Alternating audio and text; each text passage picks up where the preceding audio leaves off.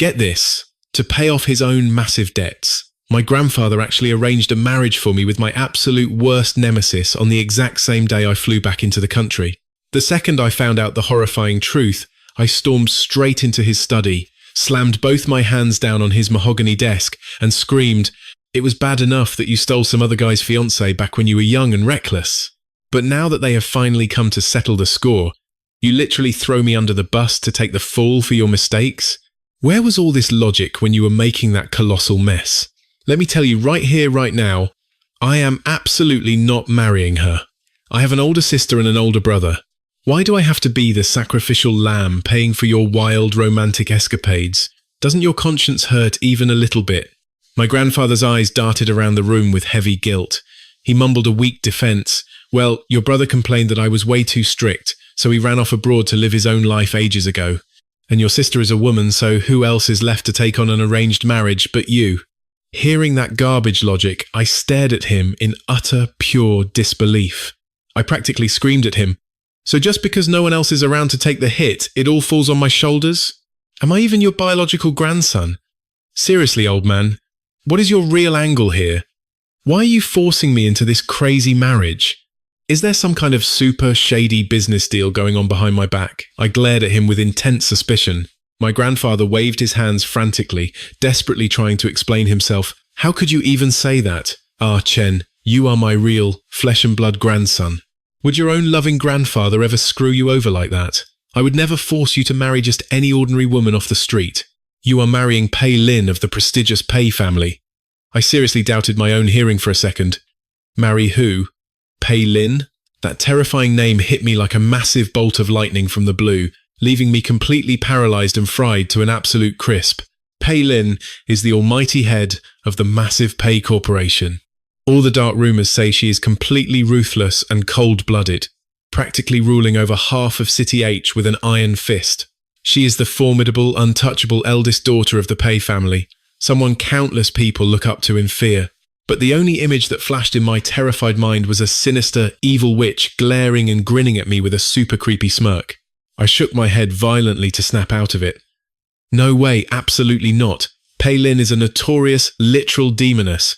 You are not just marrying me off, old man. You are sending me straight to the slaughterhouse as a sacrificial offering. I do not care what you say. I am absolutely not getting married. If you like Pei Lin so much, go ahead and marry her yourself. Seeing that I was ready to fight to the bitter death over this, my grandfather immediately brought out his ultimate trump card. "Ah, Chen, just listen to me for 1 second. As long as you marry Pei Lin, I will personally help you take care of that specific matter." I instantly forgot all my burning rage about being completely screwed over by him. Filled to the brim with burning curiosity, I asked, "Wait, what matter?" My grandfather just gave me this highly mysterious, knowing smile and stayed completely silent. Meanwhile, lounging on the luxurious sofa of the Pei family's massive estate, a woman with an incredibly graceful silhouette was sitting quietly. Her tone was completely detached and freezing cold. "Grandfather, you called me all the way back here specifically for this. Is there something wrong?" The old master looked at his stunningly powerful granddaughter and slowly spoke. "I have arranged a marriage for you."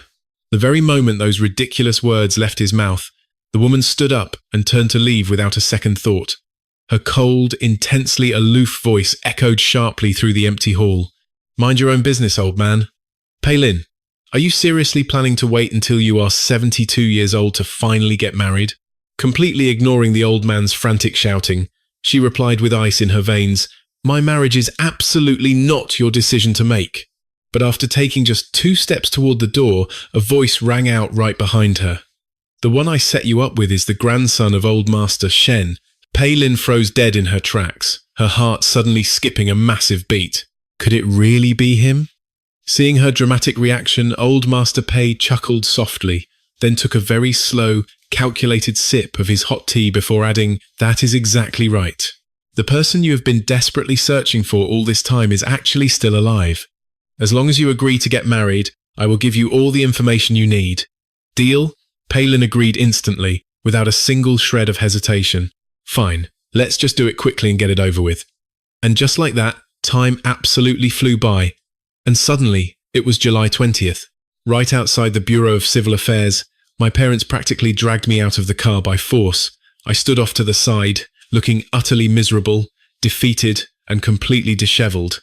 Seeing my incredibly pathetic state, my mom poked me hard in the ribs, completely frustrated that I was being such a useless coward. I let out a sharp, pained grunt from the hard poke. A moment later, Old Master Pei finally arrived. The second he stepped out of his luxury car and saw me standing there, he cheerfully called out to Pei Lin. Lin, come take a look at your new fiancé. Look at how incredibly handsome our Chen is. You two are going to look absolutely perfect together. Hearing this nonsense, Pei Lin knit her beautiful brows slightly, in obvious annoyance. On my end, I slowly looked up at the completely unfamiliar, yet exquisitely beautiful face standing right across from me. Setting everything else aside for a second, Pei Lin was undeniably gorgeous, but I definitely knew better. Some people are exactly like deadly nightshade. The more breathtakingly beautiful they are, the more insanely fatal they always prove to be. A sudden, sharp flicker of total surprise flashed deep in Pei Lin's eyes the second she actually looked at me. She had completely assumed she was marrying the eldest young master of the Shen family, Shen Junshu. Who in the world would have thought it would actually be me, Shen Chen? Talk about a wildly unexpected plot twist. Seeing Pei Lin's completely frozen, expressionless face, I thought to myself in sheer, desperate delight, oh man, this is absolutely perfect. So, you are clearly not happy with this forced marriage either, right, Pei Lin? Come on, just speak up, say something so we can call this whole crazy thing off. Just say you object, and we are both off the hook. The mere thought of impending freedom had me absolutely beaming with joy. I spun around, fully planning to make a mad dash for the door, but the exact second I tried to bolt, my dad grabbed me by the back of my collar and shoved me right back down onto the bench. 10 minutes later, the former rivals were standing outside the Civil Affairs Bureau, turning their bitter family feuds into total peace over 2 little red marriage certificates. The elders were shaking hands and hugging, while Pei Lin just stood there, her brows completely knitted in frustration. This makes zero sense. Doesn't Old Master Shen dote on Ah Chen the most? How could he willingly let Ah Chen marry me? He really went all out for this setup. Meanwhile, I was crouching on the ground, holding my head in my hands. My mind was completely drowning in agonizing despair. No freaking way. Doesn't Pei Lin completely look down on me? Knowing her stubborn personality, she should have just turned on her heel and walked away. So why was she so obedient at the last second? Why did she just sign those papers? It is over. My sweet, free life is officially dead and gone. After being dragged around all day like a prisoner, we finally made it home by evening. Just as I was about to collapse onto my soft bed and catch up on some desperately needed sleep, another piece of terrible news struck. I was actually expected to move out before I could even process what the heck was happening. I watched in absolute horror as my belongings were loaded onto truck after truck, heading straight into Pei Lin's territory. I kept protesting to the old man, "Take less, leave some of my stuff behind. I am going to come back anyway. It is not like I am leaving forever." But my grandfather just patted my shoulder, waved his hand grandly, and made sure those movers didn't leave even a single pair of my slippers behind. Seriously, the old guy just patted my shoulder, waved his big hand, and didn't spare a single slipper. 1 hour later, I found myself standing inside Pei Lin's massive private villa, Chui Ya Tai. I awkwardly cleared my throat to greet her. Hey, nice to meet you. I am Shen Shen." Pei Lin just looked at me and let out a soft, exasperated sigh. Then, she gave a stiff, slight nod, just barely indicating that she had heard me. Her tone was ice cold as she replied, "Hello, Shen Shen, let me lay down my ground rules first. Aside from the 3rd floor, which is strictly off limits to you, you can pick any of the remaining rooms you want." Hearing this, I immediately bolted off to claim a bedroom. But after wandering through several rooms, absolutely none of them felt right. Frowning, I stood on the 2nd floor balcony and yelled down to Pei Lin, "Hey, Pei Lin, this place of yours is way too shabby. How does it not even have a proper gaming room? How the heck am I supposed to live here?" Hearing my complaints, Pei Lin took a slow, deep breath and shot back coldly. "Live here, if you can. If you don't want to, there's the door. You can leave right now. I absolutely detest picky men." With that harsh shutdown, she completely ignored my reaction, spun around, and marched upstairs without a single backward glance. I instantly blew a fuse. I whipped out my phone and dialed home, fully intending to complain to my grandfather. But to my utter disbelief, Not a single person picked up my call. Fine. Perfect. I see exactly what's going on here. This whole thing is a total setup. So what if there is no gaming room? I am staying. I refuse to believe that Palin actually has the nerve to kick me to the curb. I gnashed my teeth together, seething with anger, as I forcefully dragged my heavy suitcase down the hall. Muttering under my breath to vent my frustration, I eventually settled for a room with decent enough lighting and dumped my stuff inside. Upstairs, hearing that I'd finally quieted down, Palin let out a soft, mocking chuckle and turned back into her own bedroom. Early the very next morning, a violently loud, rumbling growl from my empty stomach rudely jolted me, awake from a beautiful dream. I groggily looked around. The massive, empty house was dead, silent, making me feel incredibly on edge. I sat there in a daze for a long time before it finally clicked. This wasn't my house. This was Chue-Yatai, the cold, lonely territory of that absolute she-devil Palin. At that horrifying thought, I flopped right back down into the pillows, completely unwilling to face reality. It wasn't until I was dizzy and completely lightheaded from hunger that I finally dragged my lifeless body downstairs. I figured she would have at least left some breakfast for me. After all, Palin has to eat too, right? There is no way she could be that totally heartless. But the exact moment my foot hit the bottom of the stairs, the hopeful smile vanished from my face. I froze dead in my tracks. The giant kitchen was completely and utterly bare. It was so terrifyingly spotless, it looked as though no one had ever lived here. There wasn't a single trace of human life. Refusing to believe my own eyes, I spent 30 minutes wandering around the entire Chue-Yatai estate, but I didn't spot a single living soul. I honestly couldn't help but lose my mind a little bit. I screamed out at the top of my lungs, "Hello? Is anyone even here? Can somebody please come and help me out? I am starving. I just really want to eat." Meanwhile, inside the Pay Corporation headquarters, Palin forcefully slammed a file of newly delivered, highly confidential data right in front of her assistant. "Go verify the authenticity of this information immediately." The assistant nervously glanced at the contents, swallowing hard, and understood immediately. But just as he spun around to carry out the order, he slammed right into Palin's father, who had randomly dropped by to check on the CEO. Her old man didn't beat around the bush, asking point blank, Lin, last night was your very first night as newlyweds. So, how did things go with Dao Chen?" The poor assistant, who had zero clue his ice-cold boss was actually married, tripped over his own 2 feet right on the doorstep. He made an absolute scene, causing every single employee in the secretarial pool to snap their heads up and stare at him like he was crazy. He slowly turned around, staring at his boss in utter, jaw-dropping shock. Palin just shot a cool glance at her usually put-together assistant. The assistant scrambled to pull himself together, faking his chill as he speed, walked away. Palin then locked eyes with her dad. "What exactly is it you want to know?" By 8 p.m, Palin finally wrapped up her grueling workday. She stood up, ready to head home, until it suddenly hit her there was now a whole other person living in her house. She was completely dreading going back to face that guy. So, she plopped right back down in her chair, fully planning to sleep at the office. Just then, her assistant, who definitely didn't dare ask any more questions, knocked and peeked in. "Boss," the chairman just called. "He's urging you to wrap things up and head home for the night." Whatever was coming, she just had to face it. She couldn't avoid her own home forever. Meanwhile, back at the Chue-Yatai estate, I was watching the sunset glow through the massive windows. I got up and strolled over, genuinely curious to take in the view. I had to hand it to her. Palin's taste in real estate was absolutely flawless. The Chue-Yatai mansion offered up a spectacular sunrise in the east, and now, a jaw-dropping sky full of crimson twilight out in the west. I let out a heavy sigh. Sure, it was beautiful, but I couldn't exactly eat a sunset. My stomach was growling up an absolute storm, and my so-called wife was still a no-show. When on earth was dinner happening? Totally giving up.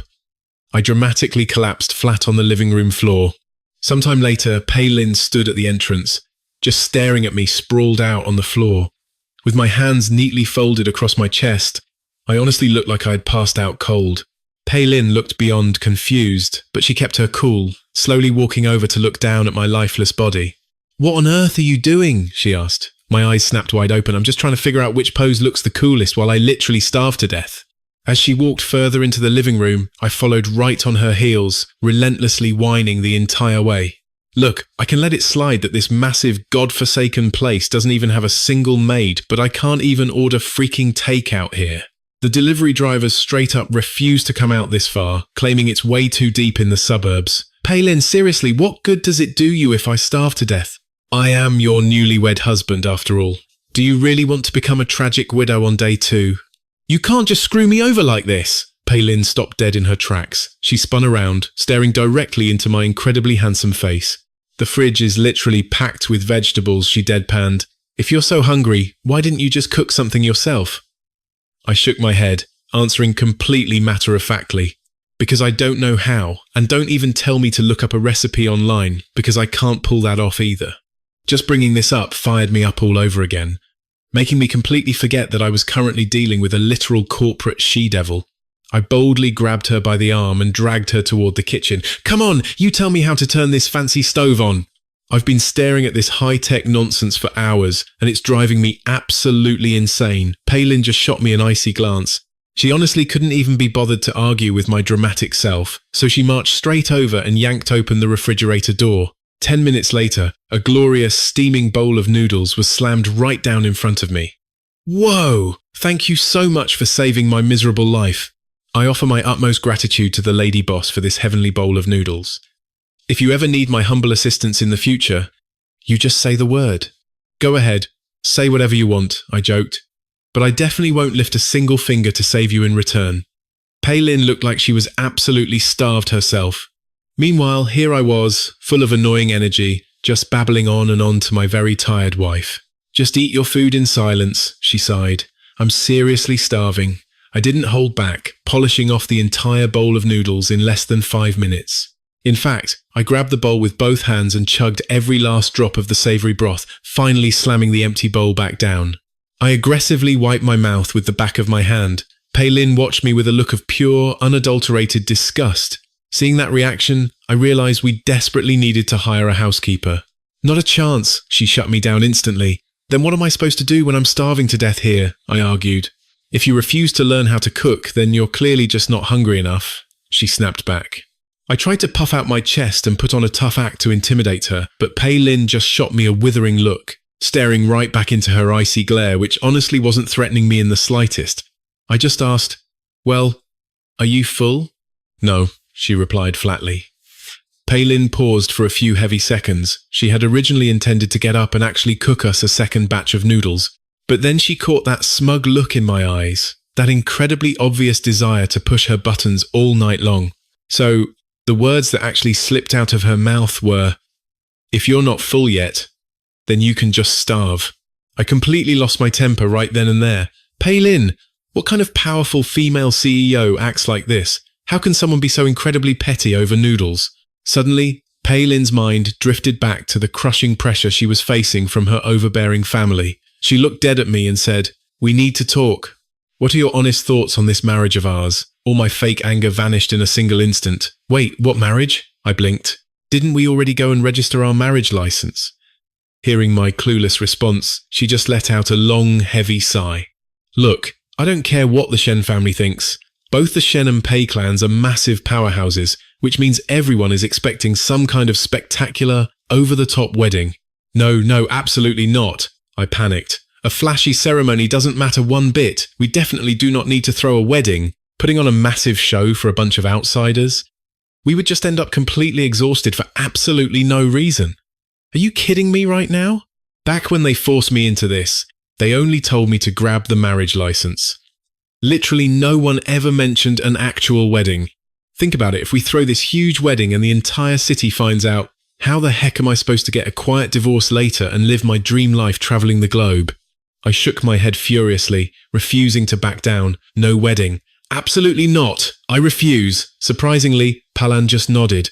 Very well, she said coldly. At least we see eye to eye on this. But internally, she was conflicted. This guy clearly didn't know how to cook. She couldn't just leave him at home to starve to death. Fast forward to the next day. On the drive to the office, her assistant finally cracked, unable to hold back her burning curiosity. She leaned in and asked, "Boss, did you seriously just get married?" When she had picked her up for work that morning, Palin had been standing by the entrance, visibly hesitating. She kept glancing back at the front door, almost like she was worrying about someone inside. Once in the car, she even gave strict orders to have a gourmet lunch delivered straight to the house. The assistant's mind was racing. Could the ice-cold CEO really be married? And how on earth did I, her absolute closest assistant, have zero clue about it? Palin kept her sharp, mesmerizing eyes glued to her phone screen. After what felt like ages, she let out a soft, nonchalant, Huh? The assistant's jaw dropped, her eyes widening in absolute shock. Boss, which family's young master did you secretly marry? Palin didn't even blink. The Shen family. Wait, aren't the Shen and Pei families sworn enemies? The assistant was completely mind-blown, utterly dazed by this massive bombshell. But boss, does the eldest daughter of the Shen family even know that her precious little brother married you? Palin completely ignored the question. Meanwhile, halfway across the world at a high-tech research lab, a fierce young woman in a crisp white coat stood behind glass, monitoring an intense experiment. Behind her, a group of nervous scientists were frantically reporting their progress. Even with a surgical mask covering half her face, absolutely nothing could hide her terrifyingly cold, aloof elegance. This was the eldest Shen sister. Suddenly, her phone buzzed. She pulled it out, narrowing her eyes when she saw the caller ID. It was her lifelong rival. She swiped to answer. Hello, Palin spoke first, not wasting a single second. I am married. Miss Shen let out a soft scoff, replying in a highly teasing tone. Oh? Come on now, sis. If you get hitched, my stubborn old man is going to start competing with your family again. He will definitely force me down the aisle too. The incredibly petty rivalry between the elders of these two massive families was nothing new, and as always, it was the younger generation suffering the consequences. Palin leaned back in her plush leather chair. She paused for exactly 2 agonizing seconds. I married your little brother. A deadly 2-second silence stretched heavily over the line. You did what? Miss Shen shrieked, completely and utterly horrified. She violently ripped off her mask, spun on her heel, and marched straight out of the multi-million-dollar research facility. Pacing furiously down the hall, she barked into the phone. Palin, you snake! I treated you like a sister, and you went and snatched up my baby brother. He is younger than you, damn it. I am booking a first-class flight back home right this second. Do not you dare run away. Meanwhile, back at the heavily guarded courtyard, I was sitting on my bed, staring blankly at the wall. A guy cannot just sit around like a sitting duck waiting for his doom. I desperately needed to find an escape route. So, after wasting the entire morning sneaking around the massive estate, I finally spotted the main gates. But the absolute second I stepped 1 foot outside, a sleek delivery car pulled up right in front of my face. The driver rolled down the window, looking confused. Hey man, is this CEO Pei's residence? I just awkwardly nodded my head. After that weird encounter, I wandered on foot for over an hour before I finally spotted a cheap, greasy, hole-in-the-wall diner by the road. Starving, I marched right in to hunt down some food. Little did I know, back in the grand living room of the courtyard, an insanely lavish feast had just been laid out on the dining table. Yet, not a single living soul dared to touch it. CEO Pei had only ordered them to deliver the food, and absolutely nobody had the guts to go upstairs and drag her terrifying new husband down to eat. So, terrified out of their minds, the staff just abandoned the house, leaving the place completely empty, leaving a fortune's worth of gourmet food just sitting there. Meanwhile, totally clueless and stuffed with cheap street food, I let out a massive burp, hailed a cab, and stormed straight back to my own family's house. Grandpa, get your old butt out here right now, I roared. As of today, I am officially severing our grandfather-grandson relationship. We are done. Deep inside the Shen family living room, old man Shen was casually sipping his expensive tea, enjoying a beautifully peaceful afternoon. Suddenly, he heard my furious shouting echoing through the halls before I even came into view. He traded one terrified look with his wife, and the two of them immediately grabbed hands and scurried behind a couch to hide. Where the heck is everyone? I yelled. Did you all just vanish into thin air? Get out here. Storming into the massive living room, I wildly looked around at the completely empty space, fuming with rage. I waited for a solid minute, but still not a single person came out. Fine, I snarled. You asked for this. You forced my hand. I marched over and grabbed my grandpa's absolute favourite, priceless antique vase with both hands. I lifted it high above my head, totally ready to smash it to pieces, when a voice yelled, "Hold on! My precious grandson. Grandpa's right here." Just gently, very carefully put that priceless celadon vase back on the shelf.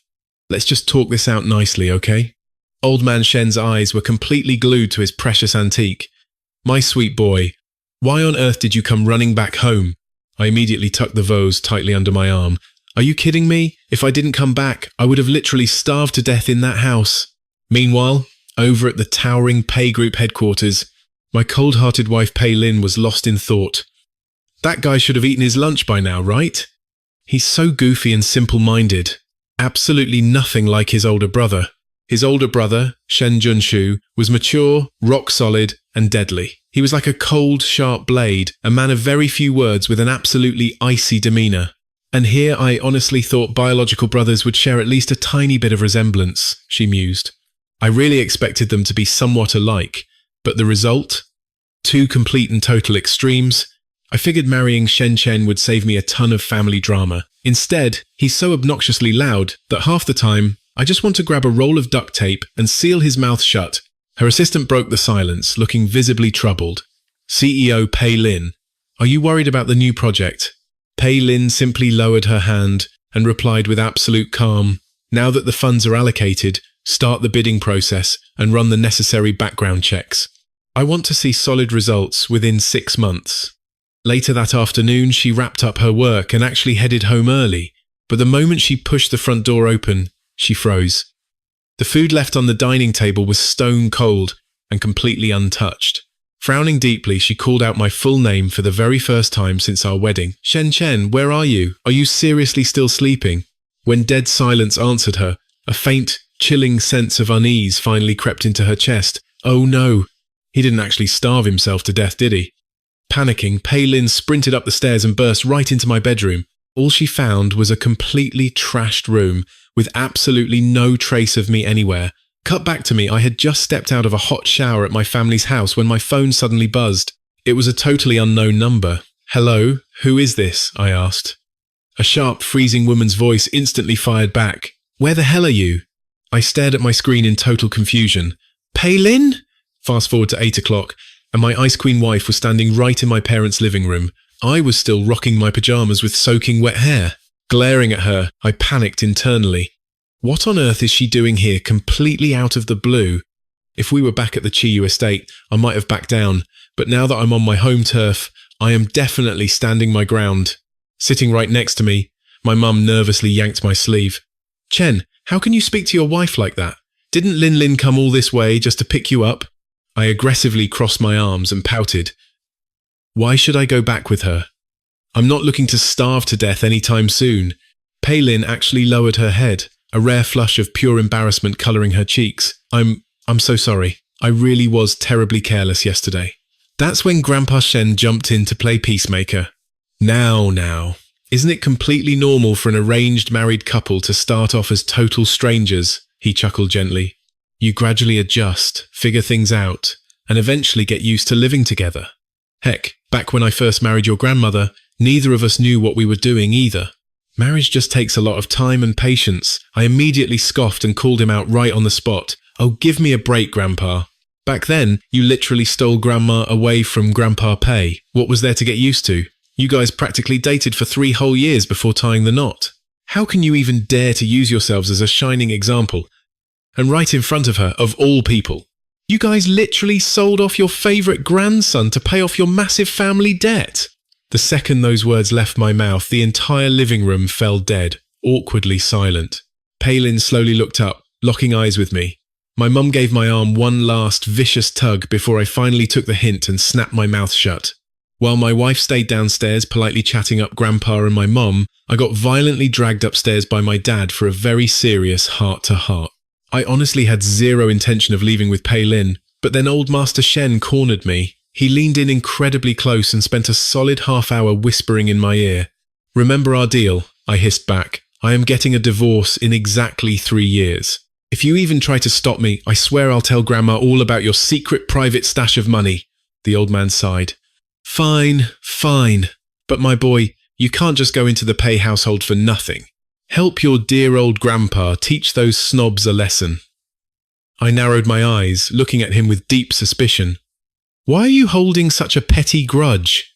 If anyone has the right to be bitter, it's Grandpa Pei since you stole his girl. Grandpa Shen just stared back at me with an absolutely burning, determined gaze. If you help your grandpa finally settle this ancient score, I'll let you sign those divorce papers in just 2 years. And so, late that night, under the wildly intense, watchful eyes of my entire family, I was shoved right into Pei Lin's luxury car.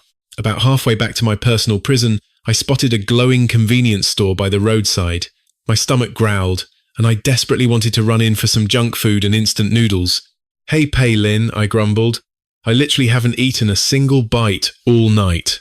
I was totally banking on a late-night feast at my parents' place, but then you just had to drag me away. My wife acted like I was completely invisible. She just slammed on the gas and sped straight back to the Chi Yu estate. Seeing that icy profile, I was so utterly defeated, I couldn't even summon the energy to get mad at her anymore. The second we arrived, I stormed out of the car and marched straight into the house. But the moment I pushed open the door, I froze a massive, steaming feast was laid out perfectly on the living room table. Oh wow. It looked like I had completely and totally misunderstood my wife's intentions when I thought she was trying to starve me to death earlier today. Guilt instantly washed over me. I sneaked a quick, nervous glance at her, lowered my voice, and awkwardly muttered, I'm sorry.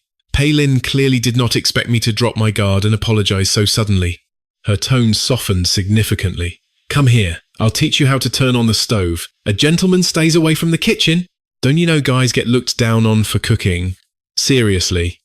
Haven't you heard that before? This guy has completely invaded my territory, and I have absolutely no way to kick him out right now. Plus, I can't completely sever ties with the old man back home. The woman just sighed.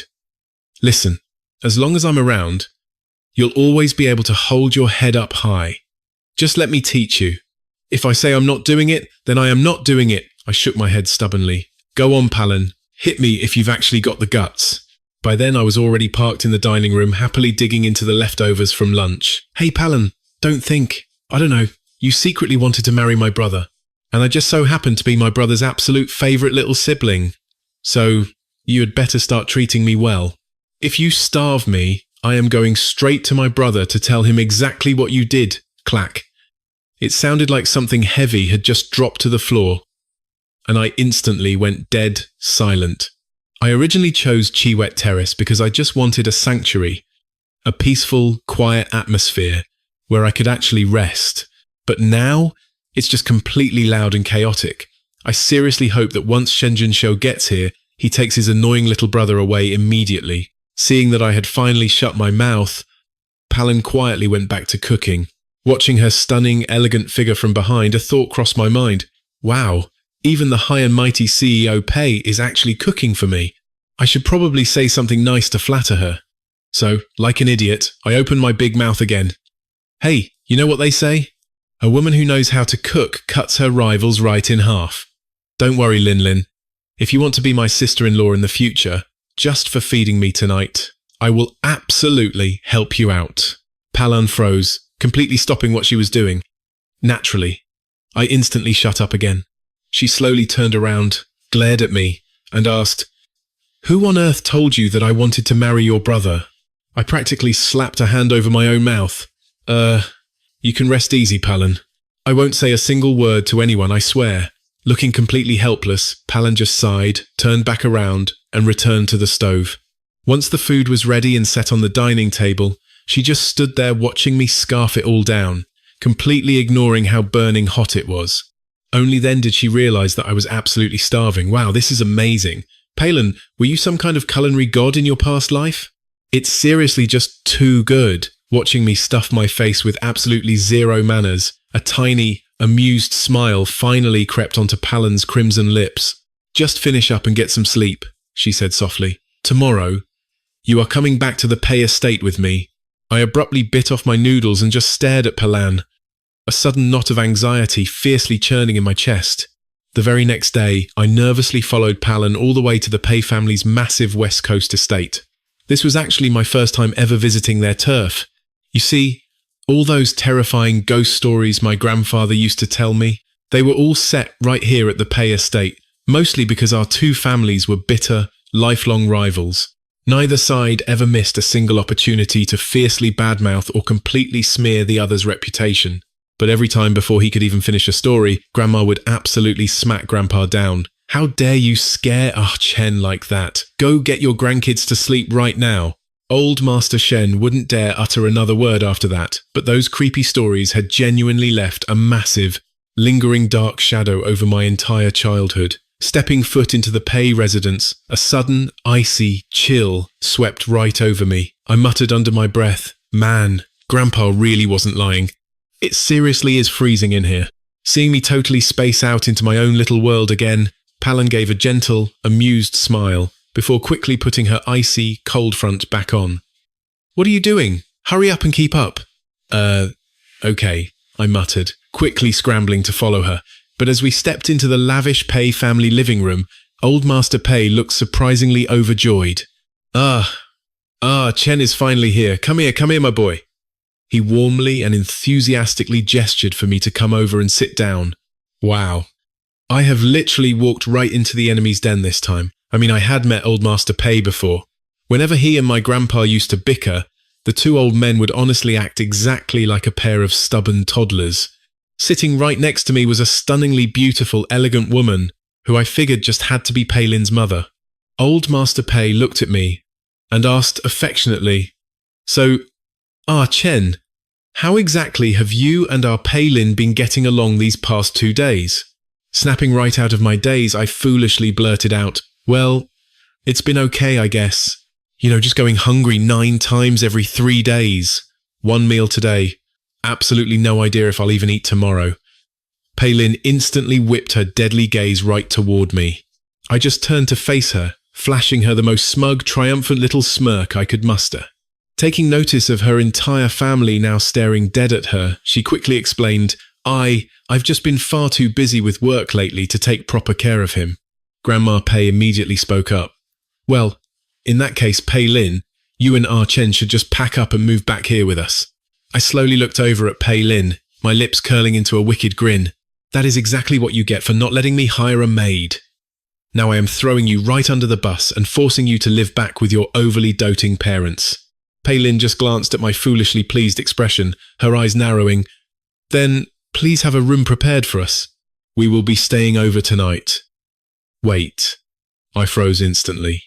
"That is exactly what you get for not letting me hire a maid.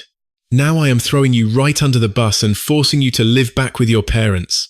Pei-Lin just glanced right back at my foolishly pleased expression. "Then go ahead and prepare a room for us. We will be staying the night." I froze instantly, my blood running completely cold. I had only suggested staying over to make things as difficult as possible for Pei-Lin. I never actually expected to shoot myself in the foot like this. Great. I just totally played myself. Late into the night, Pei-Lin sat quietly on the sofa in her bedroom. Seriously, why the heck did I agree to stay over? I regret this so much. Sitting awkwardly right at the edge of the bed, I just stared at Pei-Lin from across the room. "Why are you just staring at your phone over there in the middle of the night? Do you honestly plan on sitting there until morning?" Pei-Lin casually looked up and shot a piercing glance at me. I immediately averted my eyes, desperately avoiding her cold gaze. "By staying here, at least you won't have to starve to death." Feeling incredibly guilty, I didn't even dare to say a single word back. After a few tense minutes of dead silence in the room, another crazy idea suddenly popped into my head. "Hey, Pei-Lin, let's break out of here. I know how to scale walls. If you do not know how, I can totally teach you. Let's sneak out tonight and then sneak back in tomorrow morning. What do you think?" Man, I am such a genius. Once we escape, we can just go our separate ways and be completely free. We will just meet up right outside the front gate on time tomorrow morning. Pei-Lin stared at me, thinking to herself, he is my best friend's younger brother, after all. I should probably be a little gentler with him. Go right ahead, I will just wait for you here. I looked at her in total shock. You are not coming with me? I did not actually know the way. The Pei family estate was absolutely massive. Without a guide, I would definitely get lost in no time. Otherwise, I never would have tried to rope Pei-Lin into this crazy plan in the first place. I am really not that chivalrous of a guy. Escaping and bringing my brand new wife along was purely because she was useful to me. Seemingly reading my mind, Pei-Lin took a very deep breath. She just kept telling herself to tolerate my nonsense. He is her best friend's brother. He is her best friend's brother. He is her best friend's brother. Knock, knock, knock. A sudden sharp rap on the heavy wooden door echoed out. Young mistress, the master wishes to speak with you right now. Pei Lin glanced over at my deeply curious face and asked, "Want to come along?" I stood up immediately, my eyes lighting up. "Wait, can I actually go?" The very next second, Pei Lin sneered coldly, "No." Watching my hopeful face instantly fall flat, she walked right out of the bedroom in a much better mood. Noticing the rare, faint smile on the young mistress's face, the butler thought to himself, "It seems the young mistress and the young master are progressing quite well together." But the moment she stepped into old Master Pei's grand study, Pei Lin's expression returned to its usual icy coldness. "What exactly did you want to see me about? Did you try to starve our Chen on purpose?" Old Master Pei assumed his granddaughter was furious with the arranged marriage and was using this tactic just to torment me. "That is exactly right. Since you practically forced me to marry him, you should be fully prepared for him to suffer because of me. I absolutely will not hire anyone to cater to him at the Chiyu Terrace. If he is feeling hungry, then just let him starve. Once you all cannot stand to watch it anymore, you will naturally have to let him leave." Pei Lin turned away from the heavy mahogany desk. "Ah, Chen is your legally wedded husband." Pei Lin stared right back at her grandfather, completely and utterly unfazed by his boiling anger. "You are the ones who forced me to marry him against my will." She turned on her heel to leave the room. "Hold on right there." Old Master Pei called out loudly to stop his stubborn granddaughter once again. After a tense 10-minute conversation, Pei Lin got exactly what she wanted and even secured a massive promise from her powerful grandfather. 2 years. If you and Archen still have not developed any real romantic feelings by then, you can finally get a divorce. But during these next 2 years, you must live here at home. Absolutely no staying out elsewhere under any circumstances. And absolutely no getting involved with anyone else to bring shame upon our 2 proud families. Pei Lin looked back at her aging grandfather. A dismissive, arrogant smirk was playing right on her lips. "Get the rest of that confidential file to me as soon as possible." The cold woman walked all the way back to the door of her own bedroom. She pushed the door open, but the room was completely empty. Wait, where the heck is Shen Chen? He did not actually try to scale the estate wall and escape, did he? Half an hour later, I came trudging back inside, looking completely and utterly dejected. Pei Lin seemed to have anticipated this pathetic outcome all along. She was just relaxing on the sofa, casually flipping through the confidential documents in her hand. "So, I take it your grand escape failed miserably?" I slumped down heavily at the foot of the massive bed in total defeat. Looking up at Pei Lin, I grumbled bitterly, "Seriously, what kind of legendary treasures are you even hiding in this crazy house? Why on earth are there security guards patrolling 24 hours a day? And as if the constant patrolling was not enough, there is an active electric fence running right along the top of the wall. Is that insane setup just to keep out thieves, or is it specifically meant for me?" Pei Lin closed her folder and replied incredibly calmly, "Both." She stood up gracefully and looked down at me, absolutely covered head to toe in dirt and dust. It looked like this idiot really had been trying to figure out a desperate way to escape just now. Get some rest. I am going back to the study. Back in the quiet study, Pei Lin looked over the top secret investigation documents, her brow furrowing deeply with concern. Where on earth did Uncle Shen Jun disappear to? Is he even alive or dead at this point? The next day, when I woke up and saw zero signs of anyone having slept on the other side of the giant bed, I finally felt a massive wave of relief. But then again, knowing the terrifying woman I just married, it totally made sense. Pei Lin is in love with another man. So why the hell did she sneak back into my bed in the middle of the night? My mind was spinning as I dragged myself out of the bedroom, only to spot Grandma Pei gently watering her flowers in the early morning light. I wandered over, forcing a smile. "Morning, Grandma. Here, let me help you water those." Seeing her grandson-in-law up and about, the sweet old lady beamed, her smile stretching from ear to ear as she happily handed over the heavy watering can. Acting like I was putting out a fire, I totally dumped the entire can straight into the nearest pot. "Chen, wait! Stop! That is an ultra-rare plant your grandfather personally brought all the way back from Africa." "Huh? Grandma? What's wrong? What did you just say?" I blinked, completely clueless. But it was too late. Every last drop was already soaking into the soil. Grandpa Pei absolutely worshipped that African milk tree. He usually babied the thing with his own 2 hands, totally terrified that even a gentle breeze would hurt it. Grandma Pei just gave me this helpless, pitying smile. "Oh, Chen, that was your grandfather's absolute favorite African milk tree. This specific type of succulent absolutely hates excessive moisture. It only needs a tiny, tiny little drop of water.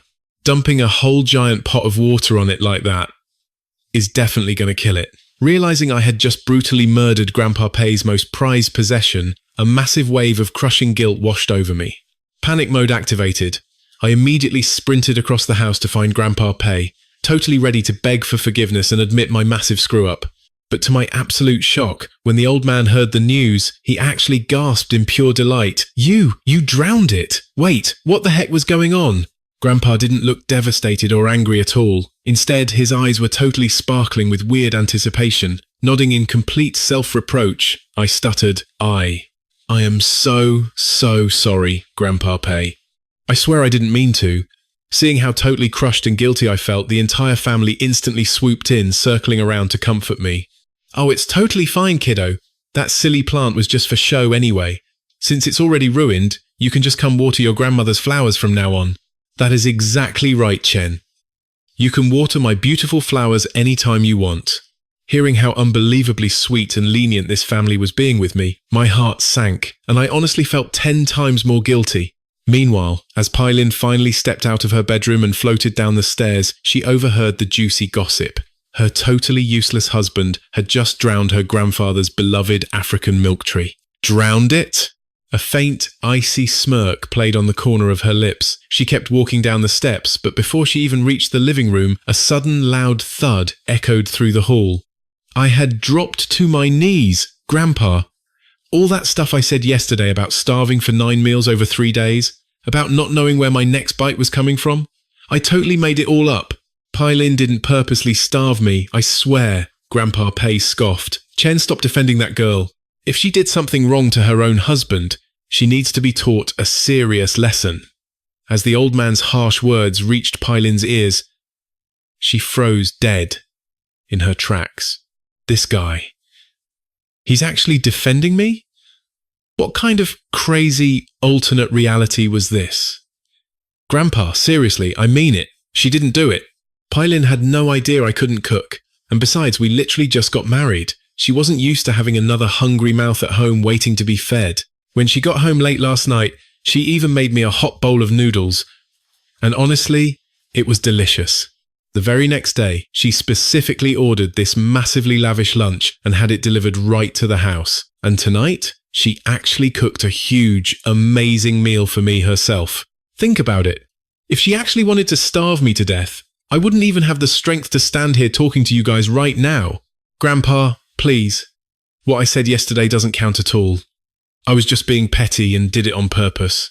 Eavesdropping from the shadows, a sudden, warm, and completely genuine smile finally graced Pailin's lips. Well, at least the idiot has some sense of fairness. Old Mr. Pei frowned, thinking back to how terribly he had misunderstood his own granddaughter last night. That stubborn girl hadn't even bothered to offer a single word of explanation. She just took the blame directly on her shoulders. It was truly, undeniably exasperating. Seeing Grandpa Pei totally lost in his thoughts, I hesitated for a second before quietly asking, "So, Grandpa Pei, does this mean we can leave today then?" Right at that exact moment, Pailin casually strolled out from around the corner and announced directly, "We are leaving right after breakfast." Grandpa Pei instantly snapped his tone cross. "Leaving for where exactly?" Pailin just looked right at me, to his family's house. Ditching the Pei residence, we drove straight to my family's turf without a single detour. "Grandpa, Grandma, Mom, Dad, I am officially back." The second, my own grandfather, old Mr. Chen, heard that his grandson had successfully drowned his rival's cherished African milk tree, he practically jumped up and shouted gleefully, "Ha! Outstanding! Well done, my boy. Now that is my grandson. What a spectacularly good boy." Grandpa just knew that if I entrusted the grand, glorious mission of wreaking absolute havoc on the Pei family to you, you would never, ever disappoint me. Pulling a long, totally miserable face, I weakly protested. "But I literally didn't mean to do it." "Ha ha ha. Who cares? It doesn't matter at all. Grandpa totally understands your genius. Pailin just stood there, silently, watching this chaotic grandfather-grandson duo openly plotting against her own grandfather right to her face. Yet crazily enough, she didn't feel angry at all. Seeing how genuinely guilty I still felt about the stupid plant, she actually chimed in with a helpful suggestion. You could always just buy a brand new one to give him. Ding! A massive light bulb instantly went off in my head. Oh, right. I can just throw some cash at it and replace it with a brand new plant for Grandpa Pei. Meanwhile, completely unaware of our brilliant plan, back at the Pei estate, old Mr. Pei was happily staring at his soggy, dying plant, just eagerly waiting for the ugly thing to finally kick the bucket. I am absolutely not the kind of guy who grows stupid plants to cultivate some refined hobby, he muttered to himself. But my wife is obsessed with these boring flowers, and she always nags me about having zero appreciation for life's finer pleasures. Finally, I am free. Listen, back in the day, I dropped an absolute fortune to import this African milk tree from overseas, just to prove a point to my wife. I desperately wanted to show her that, yeah, I could actually keep a plant alive too. But if I am being totally honest, I wanted to give up on that stupid thing a long, long time ago. And now, my brand new grandson-in-law has finally swooped in to my rescue. So what if he accidentally drowned it? Honestly, it is a total blessing in disguise. As evening rolled around and he got home, the kid even cooked up some noodles for me. And man, they were delicious. The very next day, he went totally out of his way to order this massive, lavish lunch and had it delivered right to the house. Then, when night fell, he personally stood right over the hot stove just to whip up something good for me. Look, if he actually wanted to starve me out, I wouldn't even have the energy to sit here and talk to you guys right now. Grandpa, I really didn't mean what I said yesterday. I was just doing all of that on purpose. Eavesdropping behind the scenes, a faint, knowing smile played on Peilin's lips. Well, at least the kid has some common sense. Elder Pei thought back to how horribly he had misunderstood his granddaughter the night before. She didn't even bother trying to explain herself. She just admitted to it straight up, right to my face. It is truly infuriating. Seeing Grandpa Pei completely lost in thought, I paused for a second and asked, Grandpa Pei, is it okay if we leave today? Right on cue, Peilin walked out from around the corner and directly announced that we would be heading out right after breakfast. Elder Pei snapped out of it with a sour look on his face. Where to? Peilin just looked right at me, to his house. Leaving the massive Pei residence behind, we drove straight to my place without making a single detour. Grandpa, Grandma, Mum, Dad, I am back. When Elder Chen heard that his grandson had accidentally killed Elder Pei's incredibly beloved dragonbone plant, he let out two massive, booming laughs. Good boy! Now that is my grandson, my very own flesh and blood. Grandpa always knew that the heavy responsibility of messing with the Pei family belonged to you. I knew you definitely would not let me down. I slumped my shoulders, feeling completely miserable about the whole thing, but I really didn't do it on purpose. Haha, it is totally fine. Grandpa completely understands. Peilin just stood there, quietly watching the chaotic grandfather and grandson duo. Even though they were literally plotting against her very own grandfather right in front of her face, she wasn't mad at all. In fact, seeing exactly how guilty I felt, she even threw out a suggestion. You can just buy him a new one. A sudden, brilliant spark of inspiration hit me right then and there. She was totally right. I can just give Grandpa Pei a brand new addition to the Pei family. Meanwhile, Elder Pei just stared at his dying dragonbone plant, eagerly waiting for it to finally wither away into nothing. I am really not the type of guy who grows green plants just to cultivate some refined, elegant hobbies. But your grandmother absolutely loved flowers and plants, and she used to constantly nag me about having absolutely zero joy in my life. So, just to shut her up, I spent an absolute fortune to import a pot of dragonbone all the way from abroad, just to show my dear wife that I was a plant guy too. But truth be told, I wanted to stop taking care of that ugly thing a long, long time ago. Now, my grandson-in-law has finally come to my rescue. If it is completely ruined, then so be it. What a truly wonderful turn of events. However, as evening fell and we went back inside, Elder Pei just stared blankly at the brand new dragonbone plant sitting proudly on the table, a special gift from his grandson-in-law. Looking down at the vibrant new plant, Elder Pei fell into a completely dead, silent stare. I sincerely apologize for the old one, I said. Madam Pei only felt that the young boy was simply way too sweet. Mr. Pei felt the kid was just incredibly thoughtful. Only Pei Lin stood quietly to the side, a faint, mischievous smile playing on her lips. Madam Pei tactfully nudged her grumpy husband, dropping a heavy hint for him to hurry up and praise the kids. Old Pei, just take the gift. Look, a Chen and Ling Ling went out and bought this specially for you, but Elder Pei was not happy about this at all. His sharp, piercing eyes locked intensely onto his eldest granddaughter. She definitely did this on purpose. In this entire family, only my eldest granddaughter knows exactly how much I absolutely despise dragon bone plants. Back when I bought the very first one, she was the one who gave me the stupid idea. And now, she is out here playing the good guy, making a Chen buy a brand new one to replace it. It definitely must have been her idea all over again. The corners of Pei Lin's mouth remained slightly curved in amusement. She met her furious grandfather's gaze head-on, without even flinching. Her bold, direct look made absolutely no attempt to deny a single thing. So, in the end, a defeated Elder Pei reluctantly accepted the new plant from his well-meaning grandson-in-law. Great. Now I have to raise this cursed thing from scratch, all over again. But to make matters so much worse, just a few days later, the original plant that I had completely doused with water was actually thriving. It wasn't damaged in the slightest. In fact, it was growing even better and stronger than before. So, poor Elder Pei, who started out with just one annoying potted plant, now found himself utterly stuck tending to two of them. Later that very same day, Pei Lin's phone suddenly rang, shattering the peace. She quickly glanced at the caller ID and answered it the very next second. Hello? An incredibly anxious male voice came rushing through the line. Ling Ling! Your mother just fainted! She is in the infirmary right now. Wait, what? What happened to my mum? Pei Lin instantly sprang to her feet in absolute shock. Frantically grabbing her keys, she rushed straight out the front door. Meanwhile, right at the towering gates of Haicheng University, Jiang Yufan was pacing around, waiting anxiously for her arrival. Before long, Pei Lin's private car pulled up right to the school gates.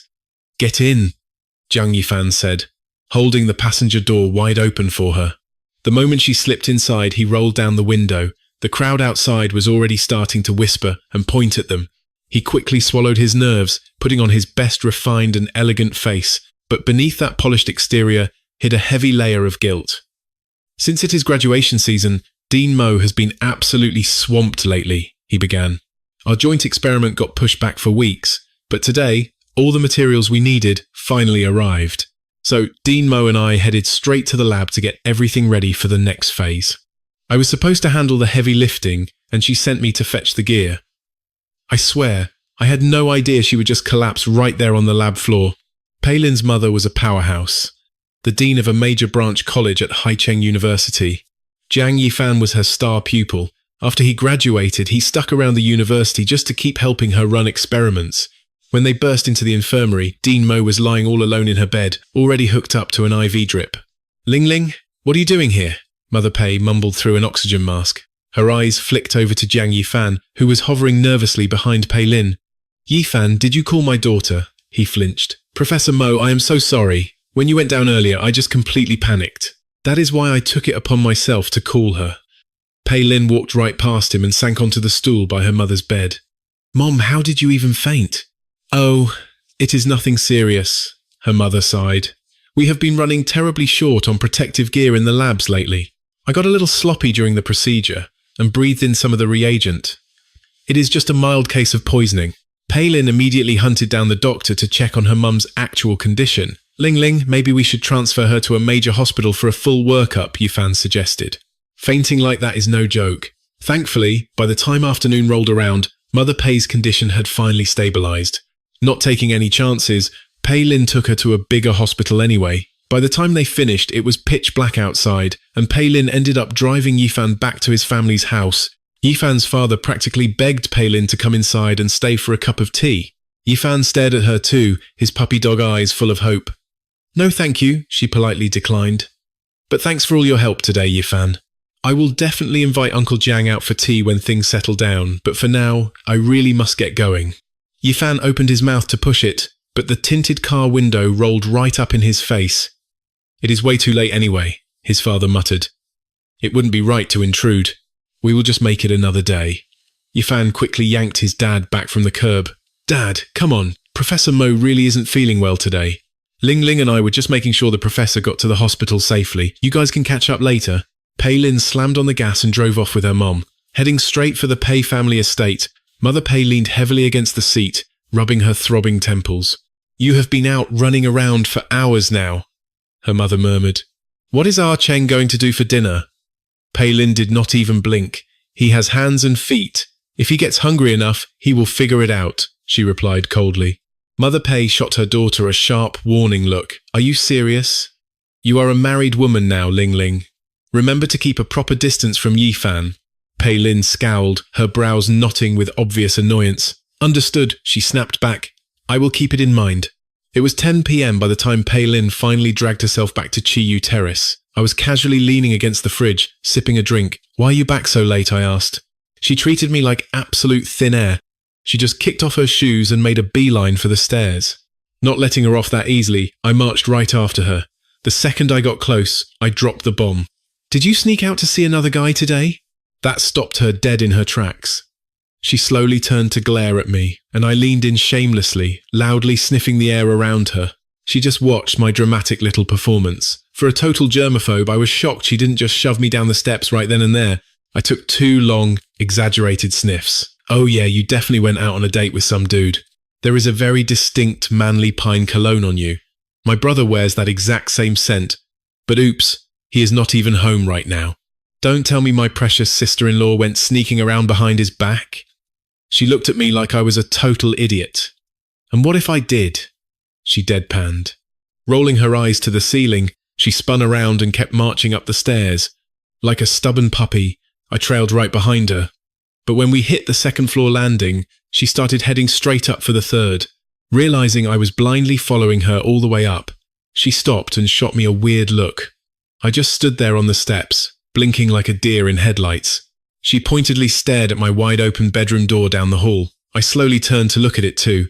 Oh, right. I totally forgot my room was on this floor. She let out a heavy sigh of absolute defeat before continuing up the stairs to her own bedroom, leaving me standing there like a fool. I threw myself onto my bed and immediately dialed my grandpa. Hey grandpa, how is that little favor I asked you to handle coming along? I demanded. Let me give you a fair warning right now. If you can't pull some strings and get me back home for university, I swear I am going to march right upstairs to Pei Lin, and I will spill every single one of your dirty little secrets to Grandpa Pei. I will let him ruthlessly mock you for the rest of your miserable life.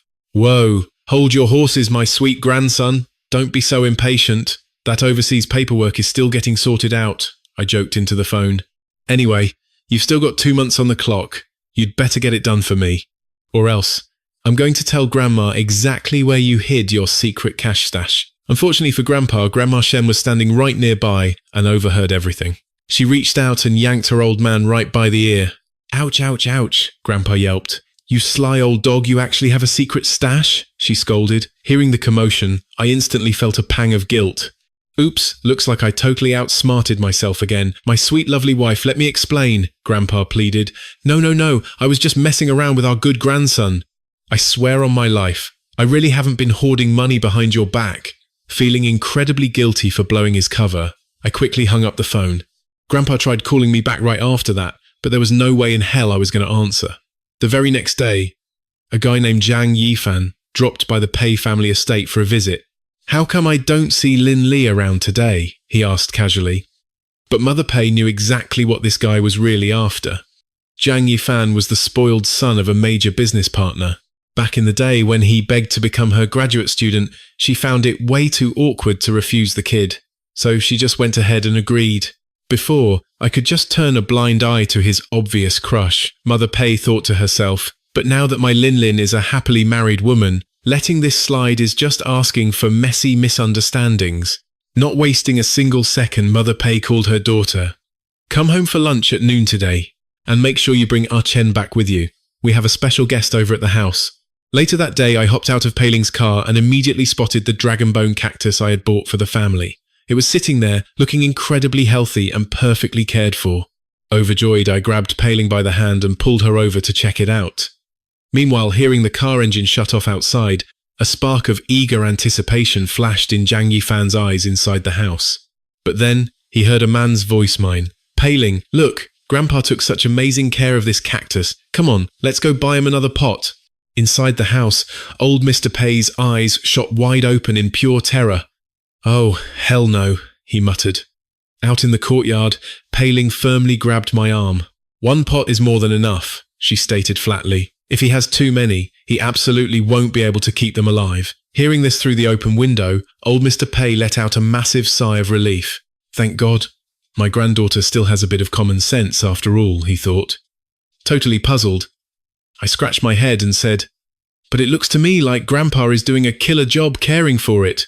Inside, the poor old man was practically praying to the heavens. Please God, don't let him buy any more. I beg you, do not buy any more plants. 59. Stepping inside the house, I shot Pei-ling a look, silently accusing her of being a total heartbreaker. But then, I completely froze when I noticed a random stranger standing in the living room. Who the heck is this? I wondered, glancing over at my wife, fully expecting her to introduce us. Zhang Yifan hurriedly jumped to his feet, staring at me standing shoulder to shoulder with Pei-ling. He asked in total confusion, Lin, you're back? And who is this? Watching his smug attitude, Zhang Yifan honestly looked like he owned the place, while I felt like I was the random guest. Personally, I couldn't care less about his little ego trip. But Grandma and Mother Pei? Oh, they cared a lot. Grandma Pei stood up with perfect elegance. Ah, Chen, my sweet boy, you're back. Come right over here to Grandma, she beamed. Were you and Lin planning to buy your poor grandpa more flowers again? You two newlyweds just tied the knot. You need to focus on living your own sweet lives to the fullest. Don't waste your energy, always buying this and that for us old folks. She made sure to emphasize that part loud and clear. You two newlyweds just got married. Those words struck Zhang Yifan's brain like a pair of massive lightning bolts. His entire body went completely ice cold in shock. Even with his top-tier rich kid emotional control, there was no saving his expression now. His face inadvertently crumbled into a dark, devastated scowl. Pei-ling is? Married? He panicked internally. He stared dagger holes into my bright, clueless smile. To think the man who stole his dream girl was actually standing right in front of him. Why? What? Who the hell is he? Meanwhile, completely oblivious to the fact that I was now his ultimate love rival, I happily plopped down right next to Grandma Shen. I nodded enthusiastically like a golden retriever. That's exactly right, Grandma. I saw Grandpa's cactus was doing awesome, but Pei-ling straight up refused to let me buy him another one. She's seriously not filial at all. Grandma Pei, who was usually super proper and never even showed her teeth when she smiled, completely lost it and burst into hearty laughter. Old man Pei, did you hear what our precious grandson-in-law just said? She chuckled. He says Lin isn't filial, Mother Pei chimed in, playfully scolding her daughter with a warm smile on her face. Look at that. Even your own husband is calling you out. You really need to work on that attitude from now on, got it? Pei-ling just let out a faint, amused smile and elegantly took a seat on the single sofa in the living room. Mother Pei then turned her attention right back to me. All right, Chen, let Mom introduce you properly. This right here is the young master of the Zhang group, who also happens to be my student, Zhang Yifan. This older brother of yours is quite excellent in his academic studies. Without skipping a beat, Mother Pei then turned to introduce her new son-in-law to the shell-shocked Zhang Yifan. And this is Shen Chen, Lin's husband. Being the friendly guy I am, I didn't hesitate for a second. I stepped right up and extended my hand. Hey there, nice to meet you. But Zhang Yifan's entire body was basically frozen solid like a statue. My friendly, outstretched hand was met with absolute, awkward silence. Finally, snapping back to reality, Zhang Yifan stuttered out, Professor Mo, I just suddenly remembered I have some urgent business to take care of, so I'll be leaving first. Oh? Yifan, aren't you even going to stay for lunch? Mother Pei asked innocently. Before bolting, Zhang Yifan cast one last, desperately longing look at Pei-ling. His eyes were completely overflowing with profound, intense affection, but my Ice Queen wife didn't even bother to look up at him.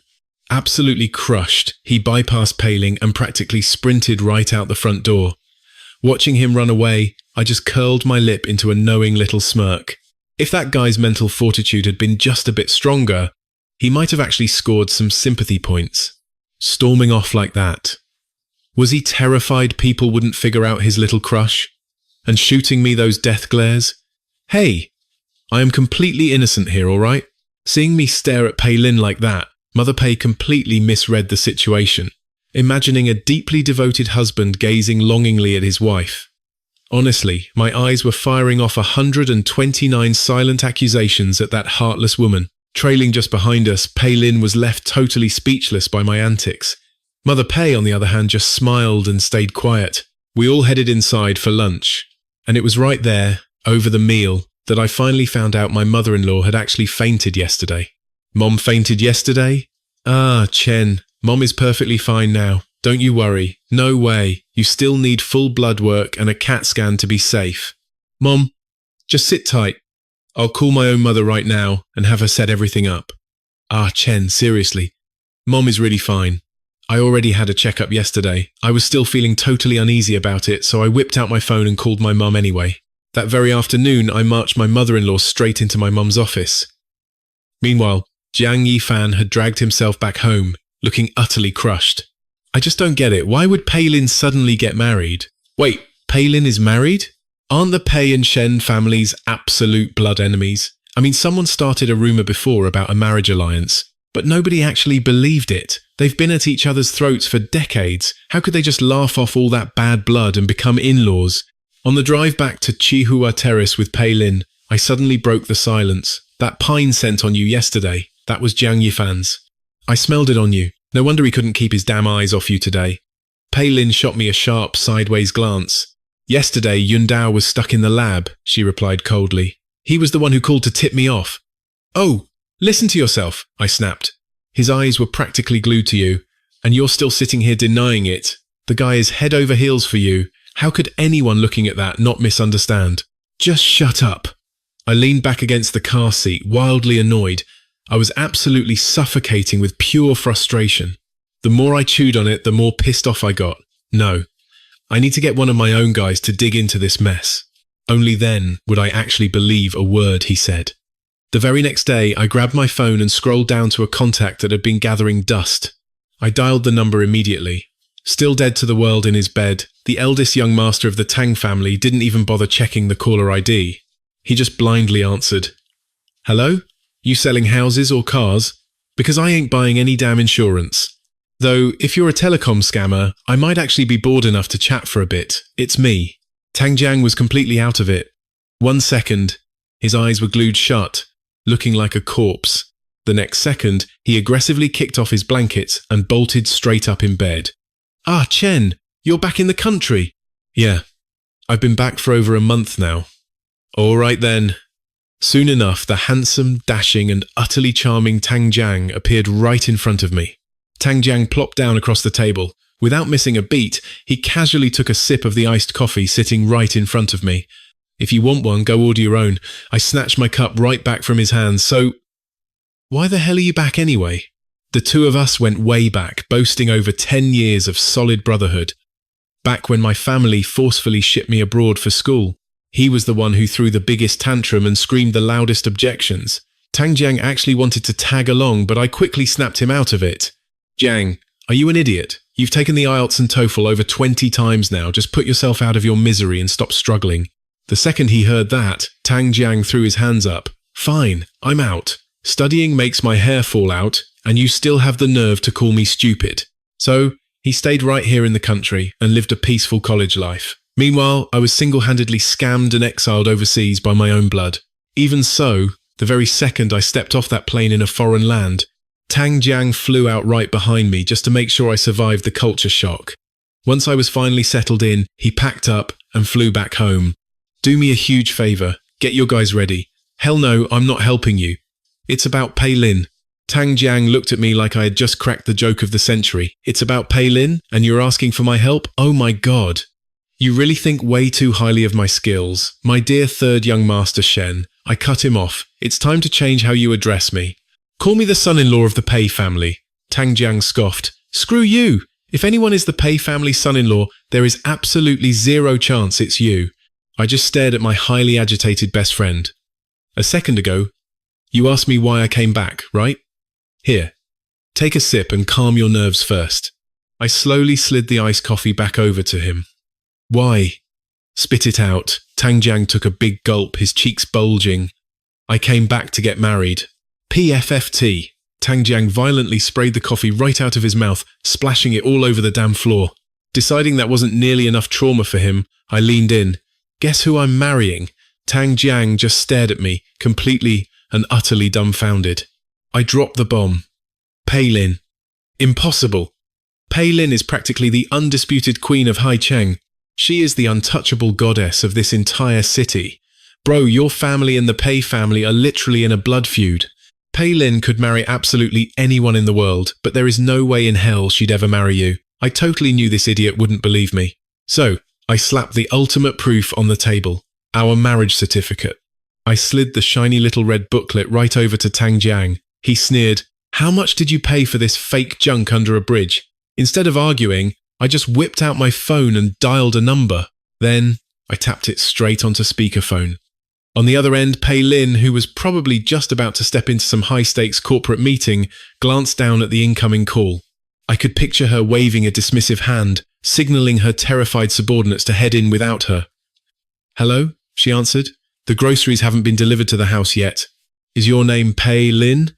I teased, letting my cocky voice drip through the line. I could practically hear Pei Lin's absolute, stunned speechlessness through the speaker. "Shen, what the hell do you want now?" "Oh, nothing really. Bye, honey," I chirped and abruptly slammed the hang-up button before she could even react. I slowly looked up at my best friend, who was sitting across the table, completely frozen in shock. "Believe me now, bro?" Tang Jiang just nodded his head mechanically, like a broken robot. "Chen, you are actually out of your mind," he muttered. "Dude, that is the internationally renowned, untouchable Pei Lin." Yeah.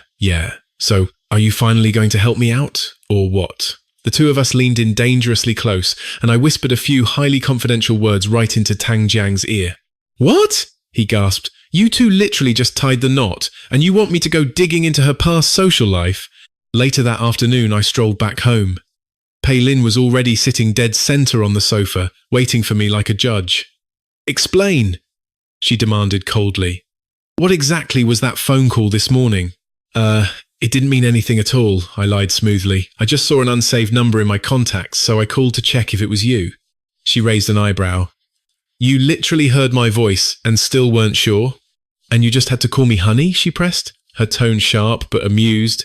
"Who bullied you today, Shen? Did you need to flex my status to get someone off your back?" I walked further into the room and took a slow sip of water. "Excuse me? Do I seriously look like someone who's easy to bully?" Pei Lin just shot me a sideways glance and scoffed. I quietly walked up behind her. Almost out of pure habit, I leaned in dangerously close to catch her scent, honestly still driven by the nagging doubts I had from before. The scent. It hadn't faded one bit. Satisfied for now, I turned on my heel and casually strolled back into the bedroom. Around evening, my stomach started growling like a beast, so I dragged myself out to hunt for some grub. Seeing that the great Pei Lin hadn't even started cooking yet, I quietly retreated. 30 minutes later, I popped my head out again, only to find she still hadn't touched a single pan. I kept pacing back to my room.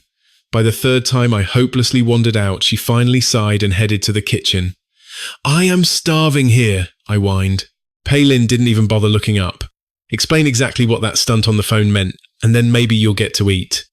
"Seriously, are you completely out of your mind?" Annoyed, I ripped open the fridge, grabbed a raw cucumber to angrily munch on, and walked away. Another grueling 30 minutes passed before I finally slumped down onto the sofa. Finally, facing the terrifying woman who held absolute life or death control over my meals, I surrendered. "Fine, I met up with my best friend today. And I was totally bragging to him that I actually married you. He called my bluff, so I called you to prove it. Such a show-off," she snapped with a heavy sigh. "Yeah, right," she smirked. "Are you honestly that thrilled to be married to me? Thrilled?" "Not at all," I shot back defensively. "What the hell is there to show off about anyway? Look, I tried to explain, but you never believe me. Now, are you going to cook or what? Because if you don't, I swear to God I'm calling Grandpa and telling him you're literally starving me to death." She slowly turned around. This afternoon, Tang Jiang, the esteemed young master of the Tang group, was aggressively digging around for info on me in every single elite social circle. Rumor has it he was hunting for some juicy gossip. Pei Lin stared dead into my soul while I stood there, feeling absolutely busted. And funny enough, I heard this young Master Tang has been absolute best friends with my dear husband for over a decade.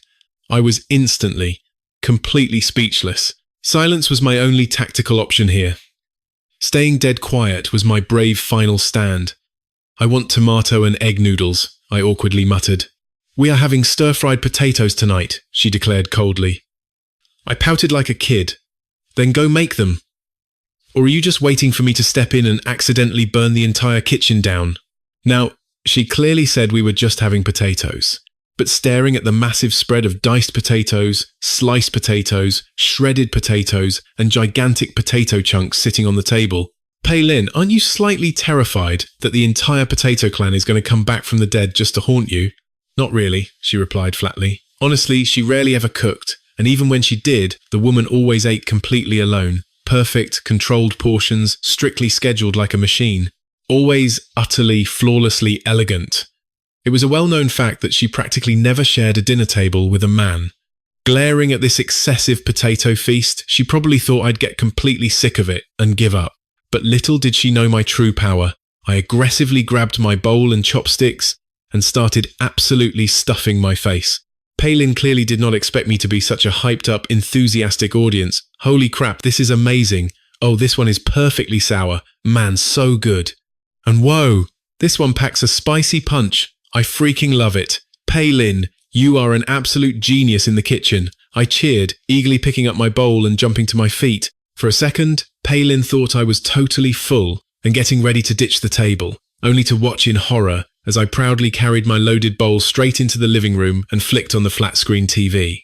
Eating while watching TV? She scolded sharply. Focus on your actual food, Shen. Turn that TV off right now.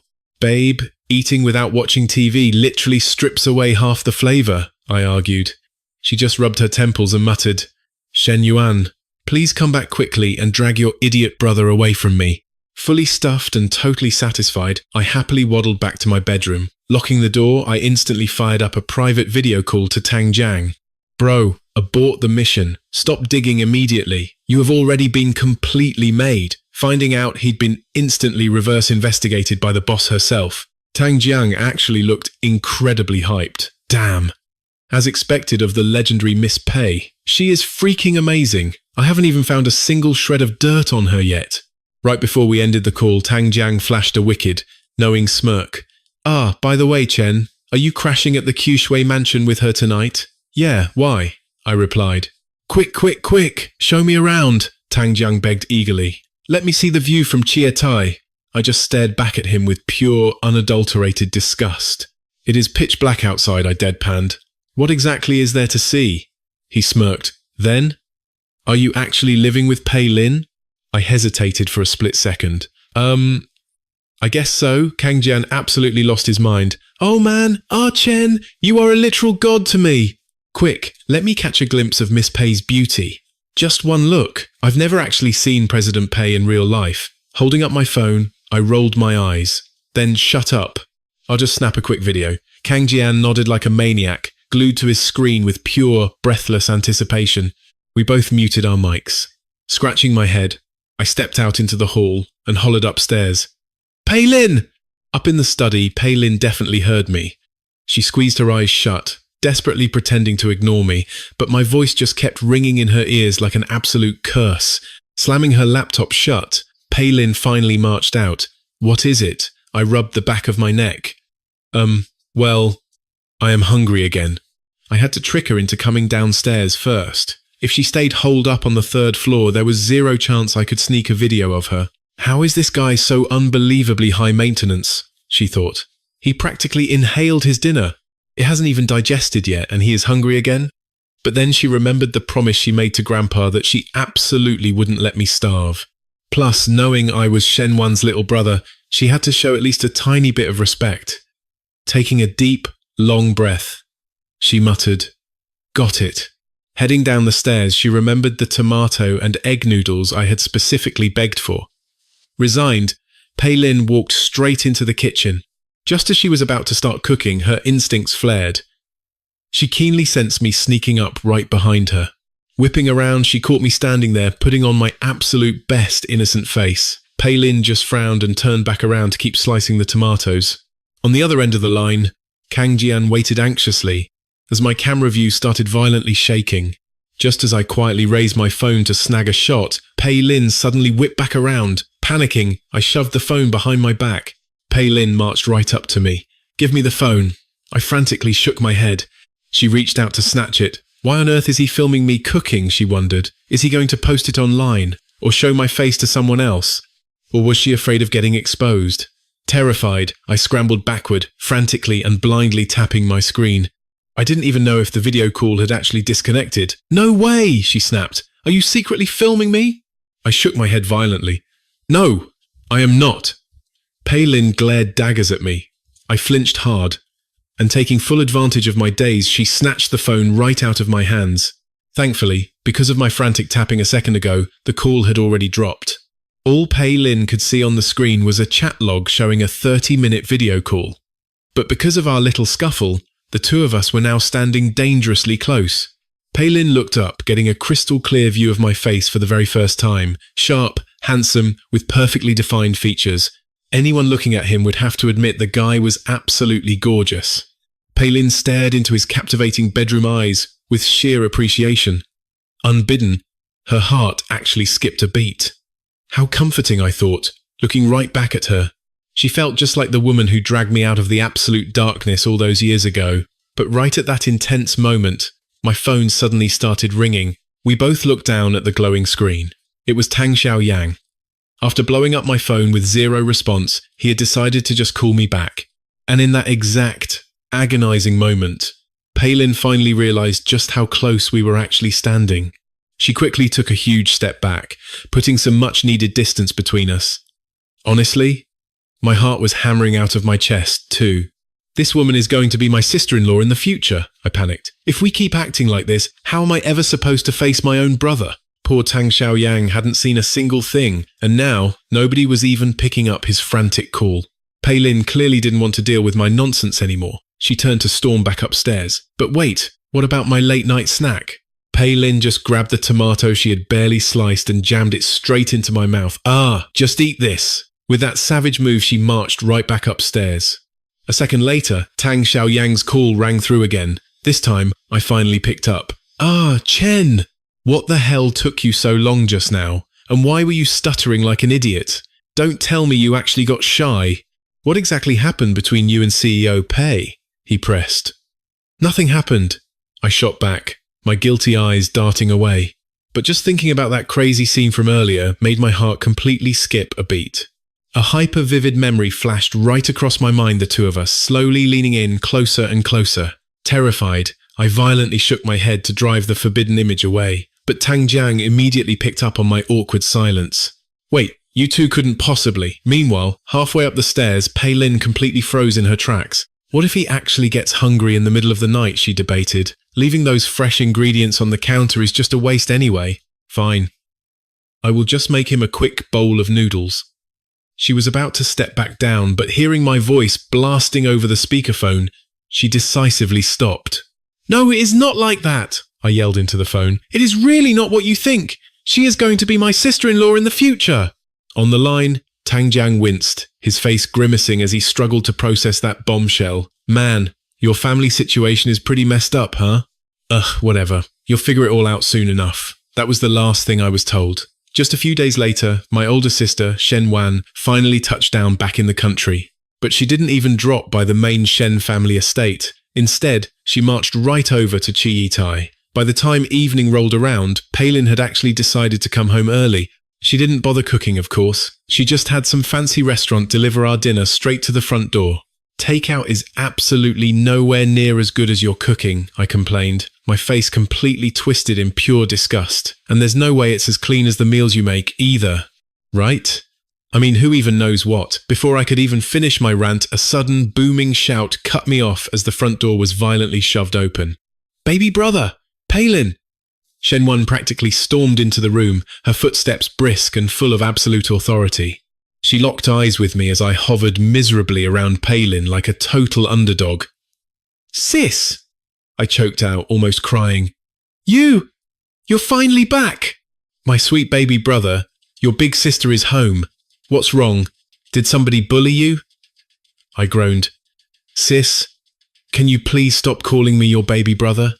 It just feels so embarrassing now. Meanwhile, Palin calmly stood up. Watching the two of us locked in this ridiculously dramatic sibling reunion, she slowly strolled over. She immediately reached out and practically peeled me away from her. Why did you come back so incredibly late? My sister snapped. You think I wanted to be delayed? I was trapped on lockdown at the base. Shen Wan shot back before glaring directly at my wife.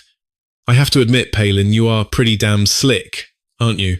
While my older brother and I were out of the picture, how did you manage to just scoop up my little brother and claim him as your own? What on earth were you thinking? Do you have any idea how young he still is? I awkwardly rubbed my neck. Come on, sis, I'm really not a kid anymore. My birthday has actually already passed. Shen Wan's furious, protective energy instantly vanished. She completely froze in her tracks. Wait, what? When exactly was your birthday? I rolled my eyes so hard at her. It literally passed a really long time ago. It's one thing that you didn't even bother to call me, but you didn't even send a single gift. Our big brother completely vanished, and then you just fell off the grid too. Caught red-handed, Shen Wan desperately scrambled for an excuse. Well, there was zero cell signal out in the ocean. Sis just completely forgot, okay? Quickly moving on, she immediately turned her blazing wrath back onto Palin. Let me be brutally honest here. It is extremely hard for me to accept you as my new sister-in-law. Hearing that, Palin's icy face darkened with absolute irritation. Standing awkwardly on the sidelines, I desperately tried to clear things up. Sis, you're totally yelling at the wrong person. She blinked. Huh? What's going on? Don't tell me you made the first move. Are you trying to give our grandfather a literal heart attack? I violently shook my head. No way. Grandpa was actually the one who forced me to marry her in the first place. I definitely didn't want to get tied down with her either. Seriously, sis, you have absolutely no idea what I've been going through. Since I moved into this place, I barely even have a proper spot to eat my meals. Nobody even lifts a finger to help with my laundry. 10 minutes later, Shen Wan had completely grasped the whole pathetic truth. So, this sham of a marriage really was fully arranged by our crazy old man. But why? I scooted right next to Shen Wan. Right in front of Palin's icy stare, I leaned in and whispered, Are you serious? She gasped. I leaned even closer to her ear, keeping my voice painfully low. Yeah, that absolute nightmare actually happened. I nodded my head grimly. Continuing my hushed venting into her ear, she whispered back, And you just agreed to this mess? I gave her one more utterly defeated nod. Just as I was about to spill another massive secret to my sister, Palin marched right over. Take him away, she ordered coldly. Shen Wan sneered. Oh, don't worry, I absolutely will. Yes, please. Sis, hurry up and get me out of here. Honestly, Juweitai is like a total ghost town with absolutely zero signs of life. I only have the guts to speak up right now because my fierce second sister is standing right here to back me up. Not only is this place incredibly deserted, but there's literally nothing around for miles. It is an absolute nightmare just trying to get food delivered out here. I really can't stomach living in this place anymore, especially when the sun goes down. It just gets so exceptionally, suffocatingly quiet. As I rambled on, I shot a judgmental glare up and down at Palin. Oh yeah, I practically dragged my sister along as I unleashed all my pent-up frustrations. Honestly, getting all of this off my chest feels so incredibly liberating. Hehe. Anyway, none of that matters now, because my amazing sister is about to rescue me and take me home. But just as I was blissfully celebrating my grand escape in my head, she suddenly opened her mouth. Actually, come to think of it, little brother, since you're already legally married to Palin, you kind of have to live with her. Abandoning your own wife halfway through just to run back home alone, the mighty Shen family absolutely does not do shameful things like that. Wait, what? She literally came all this way just to take me home. In an instant, her flawless world's best sister persona completely shattered into a million pieces. Inside her head, she was probably thinking, what my little brother just told me actually sparked a genuinely brilliant idea. It seems I can't just whisk my youngest sibling away from this place just yet. After all, it's way too difficult to successfully plant a spy inside Palin's heavily guarded territory. Now that my baby brother has successfully managed to infiltrate and move in, I absolutely have to exploit my own flesh and blood to the absolute maximum potential. Besides, moving forward, I can just use the incredibly convenient excuse of visiting my dear brother to stroll straight over here whenever I want. Absolutely perfect. Sis, did all those toxic lab experiments completely melt your brain into mush? I screamed. My sister just sighed, desperately trying to reason with my panic. Baby brother, you need to just listen to your sister. I'm not listening to a word of this, I roared furiously. Sis, you're totally throwing me to the wolves too.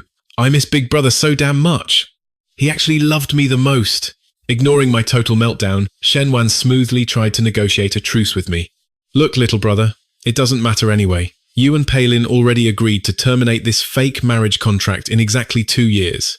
Hearing those specific words drop, Palin's delicate, icy eyebrows twitched ever so slightly.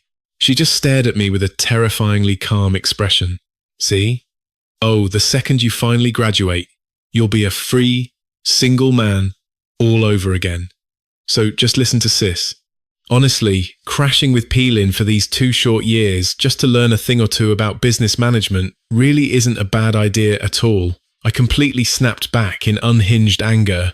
Then why the hell don't you stay and learn from her, huh? She just smirked flawlessly. Because your big sister is already way too outstanding, kiddo. I literally have 0 room left for improvement. I honestly thought my own sister was coming over to stand up for me and drag me away from this mess, but here is a harsh reality check. Instead of saving me, my sister showed up, devoured a massive chow yi tai feast, and had the nerve to call it coming over to get familiar with her little brother and sister-in-law's new home. What is that even supposed to mean? Am I really just cursed with this kind of luck? As I am finally walking my sister out, Shen Huan suddenly hooks her arm tight through mine. She leans in and whispers a whole string of secret instructions right into my ear. My jaw practically drops and I stammer, Sis, why in the world are you also telling me to go steal something from Pai Lin's place?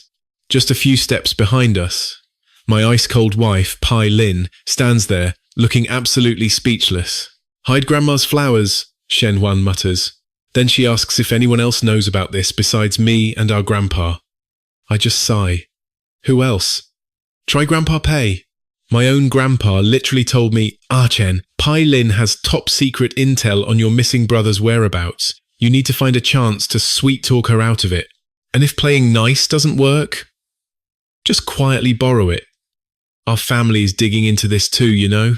But if we can somehow combine the secret files from both our families, we will absolutely track down exactly where your brother is. And then there is Grandpa Pei, who pulled me aside back then and whispered, Chen, let Grandpa Pei tell you a little secret. It is insane. Now my sister is doing the exact same thing. Little brother, Pai Lin has a classified black folder. Go use your charm, talk it over with her, and let's get our hands on it. In the end, everyone kept promising me the world if I pulled this off, but I knew they were just painting pretty pictures to use me. Anyway, Shen Huan finally heads home. I turn back around, instantly locking eyes with my newlywed wife, who is just standing there fiercely glaring at me. What are you looking at? I snap. Why don't you just go back with her? She shoots back. Suddenly feeling super guilty, I nervously rub my nose. I'm not going with her. Pai Lin scoffs. Just go. It is not like my place has any life or warmth anyway. I frantically wave my hands, desperately backpedaling. Come on now. I have already stayed here for so many days. And you have lived here for so many years too, Pai Lin continues, her voice dripping with pure sarcasm. Oh, but it's so cold and lonely here. There is absolutely nothing around. Not even a single place delivers takeout here. My sister had literally just left the driveway. And boom, we are already at each other's throats again. Well, can I just stay here now? Is that okay with you? I groan, frustrated. Besides, it is exceptionally quiet here at night. Pai Lin suddenly goes dead silent. You had better watch your step, she warns coldly. My snarky retort blurts out before I can even stop myself. Honestly, I think I am the one who needs to be careful around you. I feel like you are harboring some massive, deadly grudge right now. And not to criticize you or anything, but you are a massive company president. Stop always obsessing over these petty little details. I am technically your husband now, you know. Pai Lin is absolutely fuming, her eyes shooting daggers at me. Listen here. If you are staying under my roof for a day, you do a day's worth of chores. Go clean up the dining room, she barks. I slowly look over at the massive mountain of leftovers the 3 of us just created. Wait. You are seriously making me do the dishes? Pai Lin physically grits her teeth, visibly trying to force herself to calm down. There is a dishwasher in the kitchen, you idiot. With that icy drop, she turns and storms straight upstairs. I am just left standing there, scratching my head like a fool. A moment later, Pai Lin suddenly appears at the corner of the second floor. Wait, no. The door to the third floor study clicks open. The woman steps out, glaring down at me. Now what do you want? I swallow hard. How exactly do you use a dishwasher? Fast forward. It is already that dreaded time of the week to go back to the Pei family mansion for dinner. I have totally learned my lesson this time. I am fiercely determined. I am absolutely not staying the night here tonight. But then, my mother-in-law weakly coughs and mentions that her illness hasn't completely cleared up yet. I genuinely felt bad and worried about her, so against my better judgment, I ended up staying over again. Now lately, whenever Grandpa Pei goes out, he constantly brags to everyone about how amazing his new grandson-in-law is. Of course, word eventually gets all the way back to my own grandfather, and boom, the two stubborn old men are secretly competing and at war with each other all over again. My grandpa furiously dials my number. Ah, Chen, didn't I tell you to go undercover and help your grandpa get even? Why the hell are you playing the perfect little husband and telling jokes to his family? Look, before coming here, I was full of pride, fire, and completely prepared to cause chaos. But honestly, everyone in the Pei family treats me so incredibly well. Grandpa, deliberately sabotaging them just feels wrong now, I argue. Nonsense! It is fine. It is perfectly fine. Just go ahead and be bold. Break off that marriage as soon as possible. I have already processed all the paperwork for your school transfer on my end. We are literally just waiting for your new school term to start. But about that specific major you wanted to study, right as he is talking, I am lying face down at the foot of the bed, whispering into the phone. Suddenly, Pai Lin swings the door open and catches me sprawled out like a total weirdo. I quickly hang up and trudge downstairs, feeling completely defeated and depressed. Down in the living room, Grandpa Pei and Pai Lin's parents are all gathered together. It looks like Father Pei just got back from work. Grandpa Pei is practically glowing with pride. I truly am a wise genius. Throwing away all my old pride just to force those two kids together was the best move I ever made. The more the old man brags, the more my blood boils in frustration. I am the proud, highly respected third young master of the Shen family. But just because of some dusty old past debt, I was literally dragged into this house to be a live-in grandson-in-law. Fine, selling my soul for an arranged marriage is one thing, but my own grandpa still won't even give me what he promised. Seriously, how massive of a feud could these two old guys have possibly had back in the day? Completely fed up and drowning in frustration, I finally just blurt it out. Hey, Grandpa Pei, I'm really curious about something. He looks up. Oh? What is it, my boy?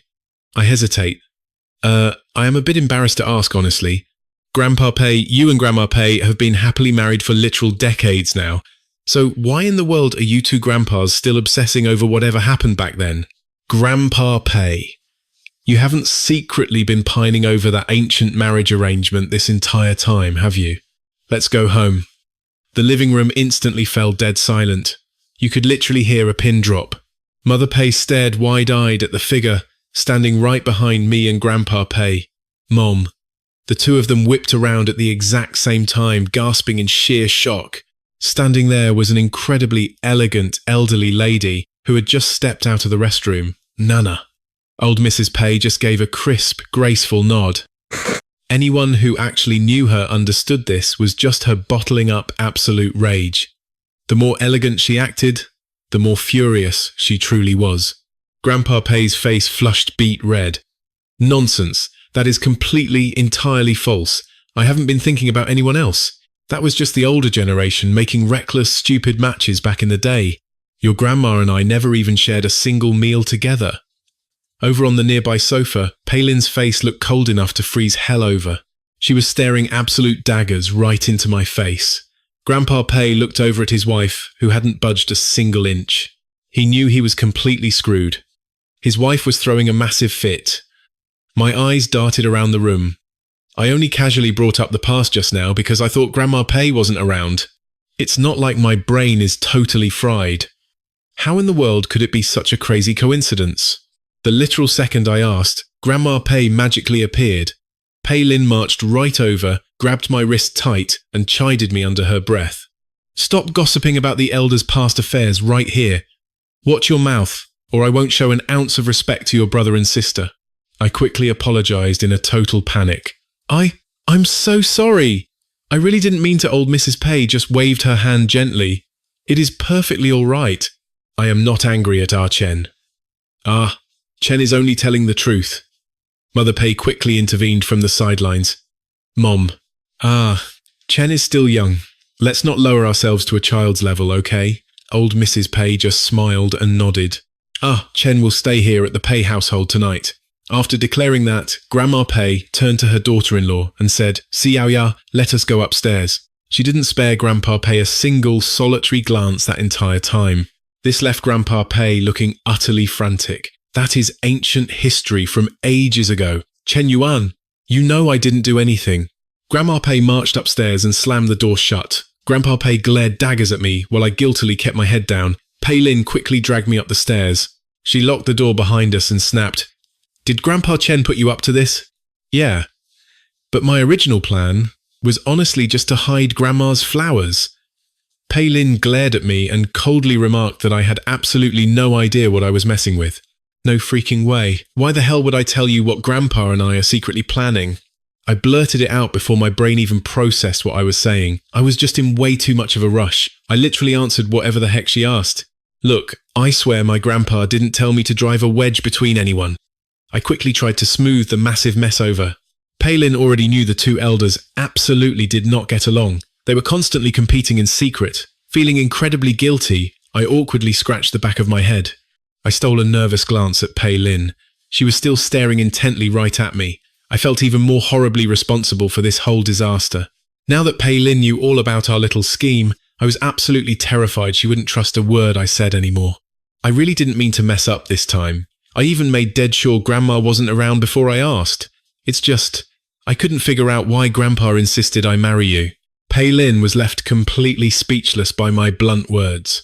What difference does an answer even make? If it makes absolutely no difference, is there even a point in knowing? The entire reason an answer exists is to resolve a lingering doubt. It's not, so you can just keep turning a blind eye to it all. Pei Lin froze for a split second. "Fine, then let me spell it out for you. Our entire marriage stems from a stupid misunderstanding and a petty grudge between the older generation. Then, why me?" Pei Lin's tone remained dead, chillingly calm. "Because you are the youngest in your family. Your grandpa brags about you the absolute most, and that is exactly why my grandpa picked you." I gritted my teeth and pushed further. "On what grounds?" "On the grounds that you are the absolute easiest one to push around." I felt like I had just taken a critical, devastating hit straight to the soul. Without a single word, I turned and stormed right out. Pei Lin silently watched my retreating figure. For a brief, fleeting moment, a heavy wave of regret washed over her. Why did I have to say those awful things just to provoke him? After finishing her shower, Pei Lin headed straight toward the study.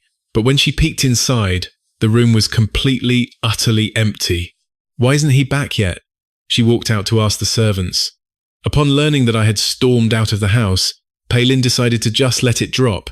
She went straight back to the study, throwing herself entirely into her work. Suddenly, she caught a glimpse of the time in the bottom right corner of her computer screen. It was already 11 p.m. This late. He really should be back by now. Pei Lin got up and walked out, heading straight for his bedroom. She pushed open the heavy door, only to find everything exactly as it was. The bed was perfectly pristine and completely untouched. Pei Lin's brows furrowed tightly together. He really didn't come back. He is a fully grown man, and he's still throwing a tantrum like a literal child. Is he an absolute idiot? Pei Lin muttered under her breath. Annoyed, she marched right back to the study. Another agonizing half-hour ticked away. Completely unable to sit still for a second longer, she abruptly stood up. But the room remained entirely empty. Did he actually run all the way back to the Shen family home? He is my husband, after all. Palin desperately tried to mentally justify her sudden surge of panic. I suppose I should at least check on the idiot.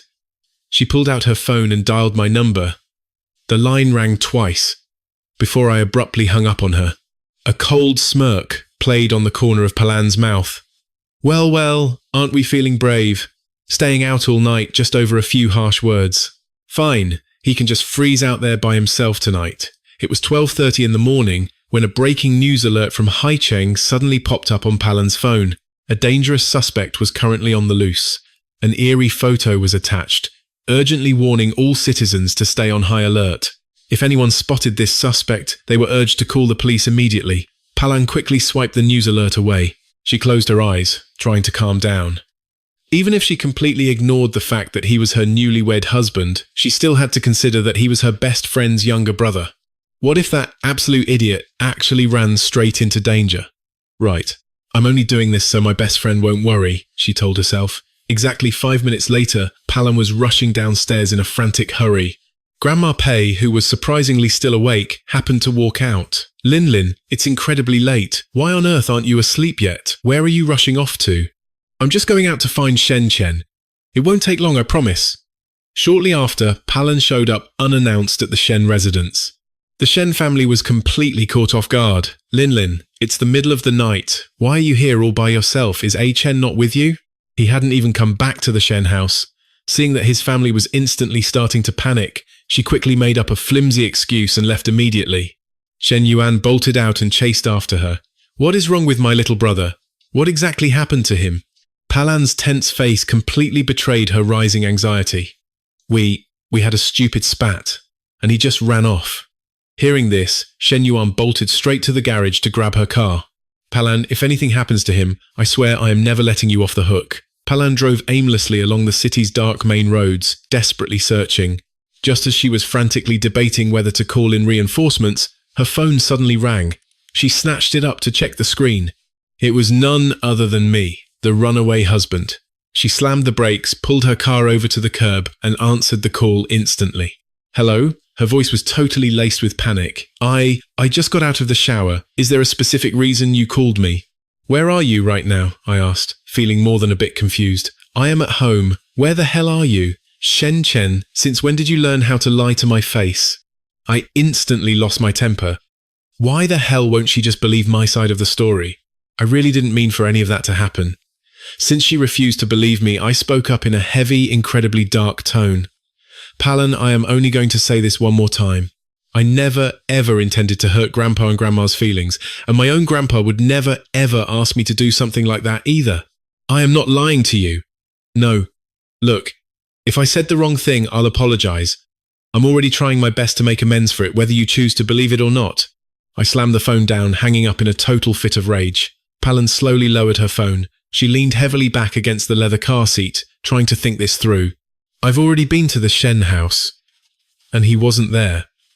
Trembling slightly, she immediately dialed Shen Yuan's number. Hello? Did you find my brother? Palan cut straight to the bloody chase. Shen Yuan, have you actually seen A Chen at all tonight? When I got home tonight, I spent the entire time trapped in the living room, getting heavily lectured by my grandparents. If my brother had actually come back, Grandpa would have dragged him right into the lecture too. Wait, did my brother call you? Shen Yuan figured it out almost instantly. Yeah, he just told me he's at home. In that exact heart-stopping moment, both Shen Yuan and Palan realized he meant the Pei residence. Palan completely floored the gas pedal and frantically rushed back home. The second she bolted through the front door and stepped into the living room, she breathlessly asked the maid who was still on duty, "Has the young master come back?" "Yes, miss."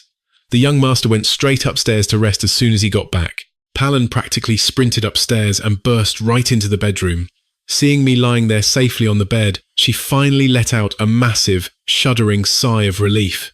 Suddenly her phone rang loudly in the quiet room. It was another call from Shen Yuan. "Yeah, I'm home now." "He's already sound asleep. Listen to me, Lin, our big brother and I spoiled A Chen growing up. If you two really truly cannot get along, I'll just bring him over to my apartment to live with me." I woke up with a massive jolt, half asleep and totally bleary-eyed. Through the darkness, I saw Palan standing right next to my bed. That creepy sight woke me up instantly. I shot up in bed, completely flustered. "Palan, why the hell are you just standing there in the dark without making a single sound? You literally scared the living hell out of me." Total, absolute displeasure was written all over Palan's exhausted face. "I was so incredibly worried about you. I spent half the night out there looking for you. It's one thing for you to yell at me over the phone, but you're still yelling at me now that you're safely back in bed? You're actually snapping at me right now? Wow, I really truly wasted my breath worrying about a jerk like you. The very next day, the bright sun was already high in the sky. I swear I really didn't do it. Come on, that's practically ancient history by now. I was just harmlessly bickering with old man Shen. Ah, Yuan, you just have to believe me. Come on, please talk to me. With a heavy sigh, the stubborn old lady completely ignored him. Move your stupid dragon bone cactus off my flower stand right now. I might accidentally splash water all over it when I'm tending to my precious plants. Ugh, fine. He grumpily picked up the plant pot, fully planning to leave. Wait, put down the one HN bought for me. So, it clearly wasn't about accidentally splashing water at all. You just don't want my things up there. In the dead of night, he actually dragged his own son and daughter-in-law out of bed just to back him up. I mean, don't you guys have jobs to go to? Are you really that bored? The couple exchanged a knowing glance before Father Pei gently took his wife's hand and slipped away. Left completely hanging, Grandpa Pei glared at his son's retreating back, so furious his white beard literally puffed up. You little brat, you won't even put in a single good word for me. Left with no other backup, Grandpa Pei decided to track down his granddaughter and me, his trusty grandson-in-law. But as it turned out, we were dead to the world. By the time we had finally crashed last night, it was already pushing 2 or 3 in the morning. At 8 o'clock in the morning, I was abruptly jolted awake by the blaring ringtone of Palin's phone. Groaning, I shuffled in my slippers straight to the bathroom to brush my teeth. A moment later, Palin wrapped up her call and finally climbed out of bed. She marched right down to the basement, crossed her arms and demanded, "Where exactly did you sneak off to last night?" Startled, I choked and spat out a mouthful of toothpaste foam.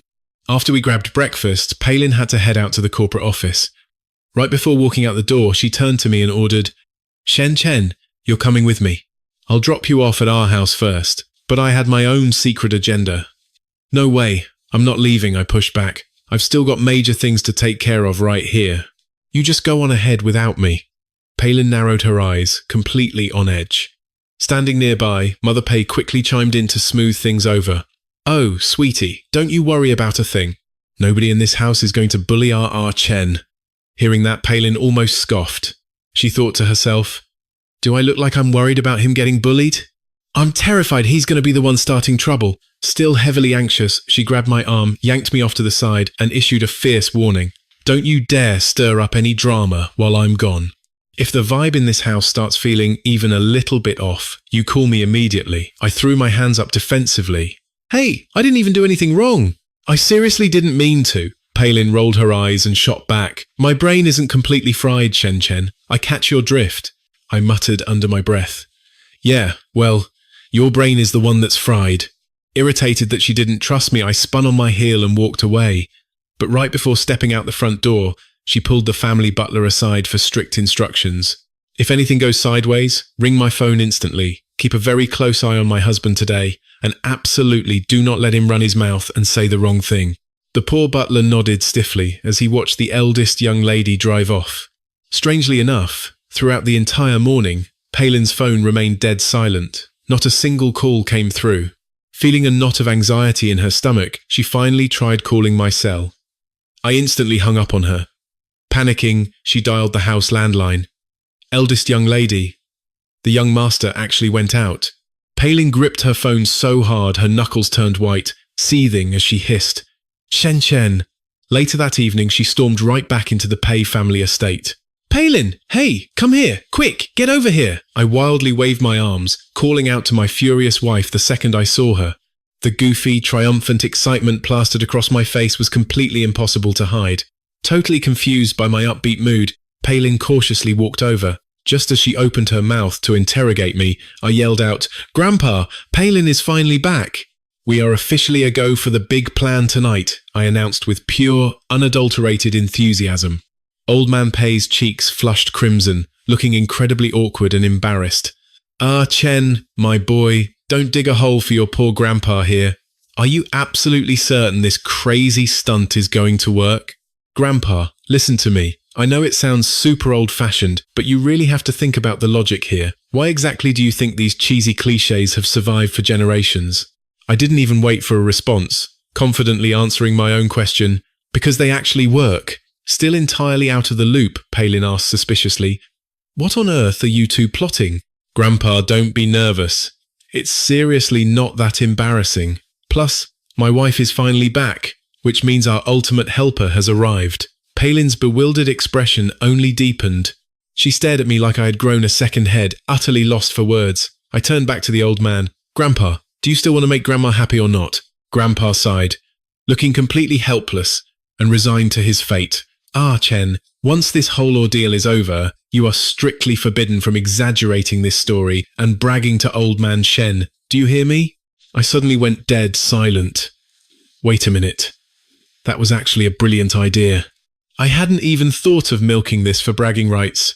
Trying to assert her presence in this chaotic conversation, Palin was just about to speak up when Grandpa warned her, Linlin, whatever you do in a few minutes, make sure you keep a tight grip on your husband's hand. And for the love of God, absolutely do not let him pull out his phone to take any photos. Palin furrowed her brows in heavy frustration and snapped, Wait, no, hold on. Can you two please just tell me what exactly you're about to do? Fast forward to dusk, and Grandma Pei was peacefully out in the courtyard, quietly tending to her flowers. I lightly nudged Palin's arm with my elbow and whispered, Palin, don't forget your critical mission in a minute. If this whole setup falls apart, you can't blame me for your grandparents' marriage crashing into the rocks. Palin stared at me in total, wide-eyed disbelief. Wait, so last night, you didn't actually run away from home? You snuck out with Grandpa just to scout out a venue? And the only reason you ignored my calls all day was because you were busy decorating this place? I puffed out my chest and said proudly, You bet I was. For this epic operation, Save True Love, I am the brilliant mastermind, the commander-in-chief, and the head director all rolled into one. It finally clicked in Palin's head. She realized exactly what I had meant earlier on the phone when I said I was making things right. So this was my big master plan. God, you are so incredibly childish, she muttered. Hey, what did you just say? I fired back, but she totally ignored my protest. You just don't get it, she sighed. This kind of overly cheesy, unoriginal, painfully cliché confession is usually only pulled off by guys with zero emotional intelligence. How on earth did Grandpa agree to arrange something so cringe? I could literally see the sheer, unfiltered disdain swirling in her eyes. Slowly, Palin's piercing gaze shifted and landed right dead center on my face. Just then, from a hidden corner nearby, Grandpa Pei started urgently calling out in a frantic, low whisper, Ah, Chen! Psst! Ah, Chen! I whipped my head around to look at him, realizing he was immaculately dressed in a sharp suit. I smirked, then lightly nudged the stunned woman standing right beside me. All right, babe. You're up. Palin glared at me and scoffed. You really don't know when to quit, do you? Right then, Grandpa stepped out into the open. I completely pretended not to hear her insult, instead urgently waving at Grandpa to hurry up and stop dawdling in the shadows. Keep acting like a fool and see if I even let you have dinner later, she threatened. Standing there watching this ridiculous spectacle unfold, Palin was just at a complete and utter loss for words. Like seriously, who is the one obsessing over my cooking day in and day out? Looking completely defeated, he finally trudged over. I walked old Lou right out the door. Together, we started putting the finishing touches on our epic prelude to romance. Half an hour later, Palin's phone buzzed. Hey Palin, it is your turn to get Grandma out of the house. Palin glanced down at the concert tickets in her hand. Are you absolutely sure I should be the one to say it? She asked. Of course, I told her. Trust me, Grandma is going to be so touched. Palin felt like it was a total long shot, but she walked over to the elderly Madame Pei anyway. Grandma, are you free tonight? She hesitated. I would really like to take you to a concert. But Grandma Pei's attention was completely glued to the potted plants right in front of her. Grandma remembers you do not even like concerts, sweetie. Well, my tastes have changed. Madame Pei slowly set down her small gardening trowel. That is the kind of thing you young folks enjoy. Take your husband instead. Oh, please. It would be an absolute miracle if he did not just fall asleep, Palin joked. Palin laughed, playfully complaining about me. Grandma Pei turned back around to look warmly at her eldest granddaughter. Then you can just let him lean against your shoulder and sleep, she teased. Palin put the 2 concert tickets away. Okay, Grandma, stop pretending. I will just confess too. Chen and Grandpa begged me to bring you down to the beach tonight. So, let us go. Hearing that, Palin's grandma did not look surprised in the slightest. Just last night she had caught the grandfather and grandson-in-law whispering in the living room for ages. They even sneaked out in the middle of the night. She had already figured out their little secret. Palin knew perfectly well in her heart that Grandma still had Grandpa wrapped entirely around her little finger. With the incredibly sloppy, loophole-filled tricks of those two, one totally clueless guy, teamed up with a frantic, irrational old man, just how secretive could a goofy duo like that actually be? Madame Pay just smiled and washed her hands clean. She climbed right into her granddaughter's car. So, they did not let your parents get involved in this mess? Palin smiled and explained, Grandpa was terrified of losing face, so he ordered us not to breathe a word to them. The car slowly cruised closer to the beach. Grandma teased, Oh, so he does not care about losing face in front of you and Chen? Palin gently replied, Grandpa never cares about his pride when it comes to me, and even if he did, his wonderful grandson-in-law completely ruined it for him anyway. Since he planned this whole crazy thing together with Chen, whether he cares or not does not even matter anymore. Madame Pay smiled warmly. Chen really is such a good boy. Meanwhile, on the beach, I whispered, Grandpa, get the lighting tech ready to cut the lights. Scouting ahead, I quickly issued the command. Right on cue, the entire area plunged into darkness. Palin spotted me hiding like a ninja behind the bushes. She swept a quick glance over, then just kept driving right past. Out of the corner of her eye, she checked the rearview mirror one more time. She saw me scramble up and sprint toward the beach. Nearby, Grandpa Pei was nervously muttering his romantic script to himself. Ah, Chen, do I really have to say such incredibly cheesy words? He groaned. I nodded solemnly. Grandpa, women absolutely love hearing sweet talk, especially this kind. Trust me, you cannot go wrong here. Grandpa Pei glared down at the script with a face full of utter suspicion.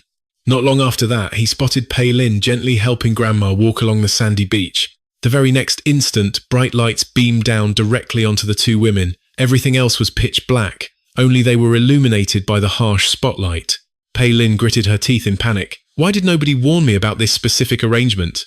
They said there were reporters lurking around here. Am I supposed to just completely abandon my public image? Fortunately, the blinding lights cut out shortly after.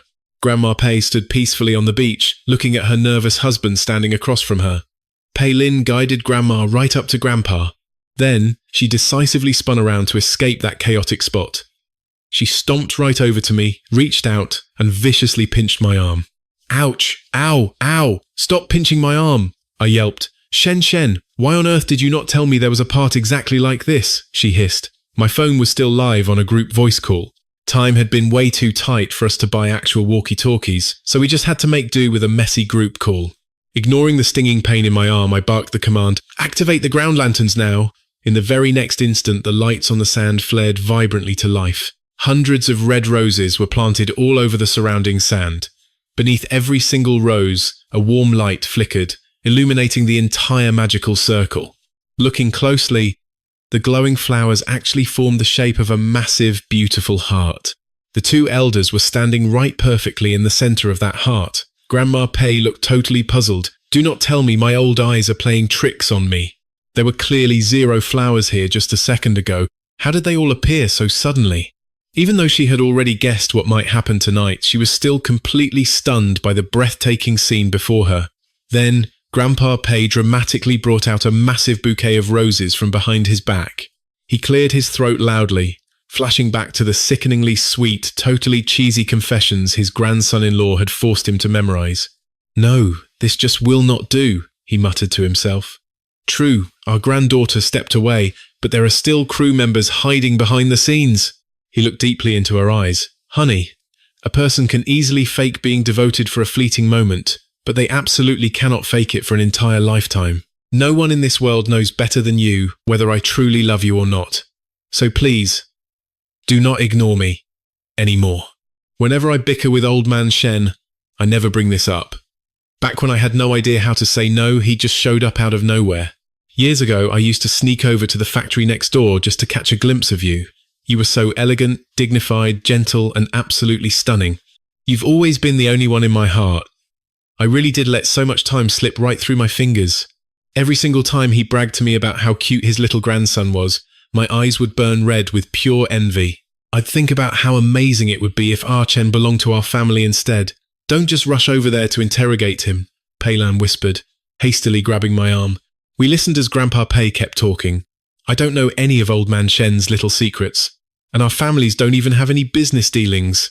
Besides, Linlin handles absolutely everything at the company these days. She definitely wouldn't listen to a word I say, so all I can do is bring up the past again. I don't know about anything else, but I do know this. I married the absolute love of my life. Grandma Pei looked at her incredibly anxious husband. Suddenly, she let out a soft chuckle, covering her mouth to hide her smile. I get it, Grandpa Pei asked tentatively. So, you're not mad at me anymore? Grandma Pei didn't say a word. She simply reached her hand out toward him. I frantically whispered into the voice, "Call, Grandpa?" Back then, I used to sneak over to the factory next door, just to catch a glimpse of you. So elegant, dignified, gentle, and beautiful. The only person in my heart was you, and it's true that time has flown by. Every time he bragged to me about how adorable his little grandson was, I was so insanely jealous that I kept wishing Archen belonged to our family instead. Don't just rush over there to interrogate him. Peiling hurriedly grabbed my arm. Then we heard Grandpa Pei continue his confession. I don't know Old Man Shen's little secrets either, and our families don't have a single business dealing. Besides, Linlin handles everything at the company now, so she definitely won't listen to me. That's exactly why I had to bring up the past. I don't know about anything else in this world. All I know is that I married my one true love. Watching her deeply anxious husband, Elder Mrs. Pei burst out laughing, gently covering her mouth. I get it, Grandpa Pei asked tentatively. So, are you finally not mad anymore? Grandma Pei didn't answer, but simply reached her hand out toward him. I quickly whispered into the voice call, "Grandpa, Grandma Pei is nodding right now. Quick, hand the flowers to Grandma." Grandpa, he hurriedly shoved the bouquet over to her. He looked at her with hopeful eyes, asking, "Can my dragonbone cactus bask in the sun alongside your beautiful flowers tomorrow?" 6, paling, and I nodded excitedly at Grandma. We nodded along with her.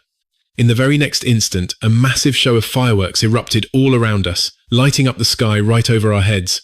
They were as brilliant as sparkling diamonds, exploding layer after layer across the endless night sky. I leaned in close to Paling, dropping my voice into a playful smirk. Look at that! Mission accomplished. Grandpa finally managed to win Grandma's heart all over again. Paling turned her head toward me, the sky full of sparks reflecting brightly in her eyes, making her usually sharp gaze soften completely. "You and your endless little schemes," she whispered. I looked right back at her. Her gentle face reflected in my own eyes, and my heart instantly began to thud wildly against my chest. I couldn't help but think back on our loud, chaotic journey together, from being forced into an arranged marriage and constantly at each other's throats, to awkwardly learning how to cook together just to get our elders off our backs. Originally, I was dead set on getting a divorce in exactly 3 years, but that desperate urge to escape had quietly vanished a long time ago. This whole thing was supposed to just be a way to help my grandpa vent his frustrations, but who would have ever thought it would lead to so many amazing moments along the way? The two elders stood side by side, happily chatting. The air around us felt so warm and sweet, as the two of us walked shoulder to shoulder along the sandy beach. I suddenly stopped in my tracks and looked her dead in the eye. To be completely honest, after spending all this time together, I haven't wanted a divorce for a long time now. At first, I seriously thought you were just some cold, untouchable female CEO, but after truly getting to know you, I realized you have this incredibly gentle, caring side too. The tips of Paling's ears turned a faint, adorable shade of red. After a brief, tense pause, she spoke softly. "Me too. Initially, I only married you to obey my family's strict arrangements, but our daily bickering and playful banter brought so much warmth and life to the lonely Chu Yutai. Feeling a sudden surge of courage, I took a bold half-step forward. Then, let's build a real life together from now on. No more thinking about separating. We'll take care of our elders on both sides and keep our days loud, lively, and full of joy. Sound good?" The corners of her lips curved up into a beautiful smile, and she gave a gentle nod as the soft moonlight washed over us. In that single moment, all our past barriers and stupid misunderstandings completely vanished into thin air. On the drive back, the car was no longer suffocating with that usual awkward silence. We chatted about the hilarious things our grandpas did, swapped our usual light-hearted jokes, and just laughed together the entire way home. Stepping back into Chu Tai, it really hit me. The exact place I used to complain about endlessly now felt like the warmest, most comforting sanctuary in the world. I finally grew up and stopped goofing off. I put my head down to work hard and even leveled up my cooking skills instead of relying on my usual lazy tricks. In return, Pei-Ling finally dropped her icy, guarded defenses. We started chilling on the couch, watching shows together, and I became her dedicated shopping buddy. Those bitter old feuds between our families, completely buried and forgotten. These days, everyone gathers often, living in total, unexpected harmony. What started as a crazy, forced arranged marriage had blossomed into a deep, genuine romance simply by being at each other's side every single day. Hand in hand, side by side, we are embracing the quiet, warm years ahead, flipping a reluctant obligation into an absolutely beautiful life that everyone else can only envy.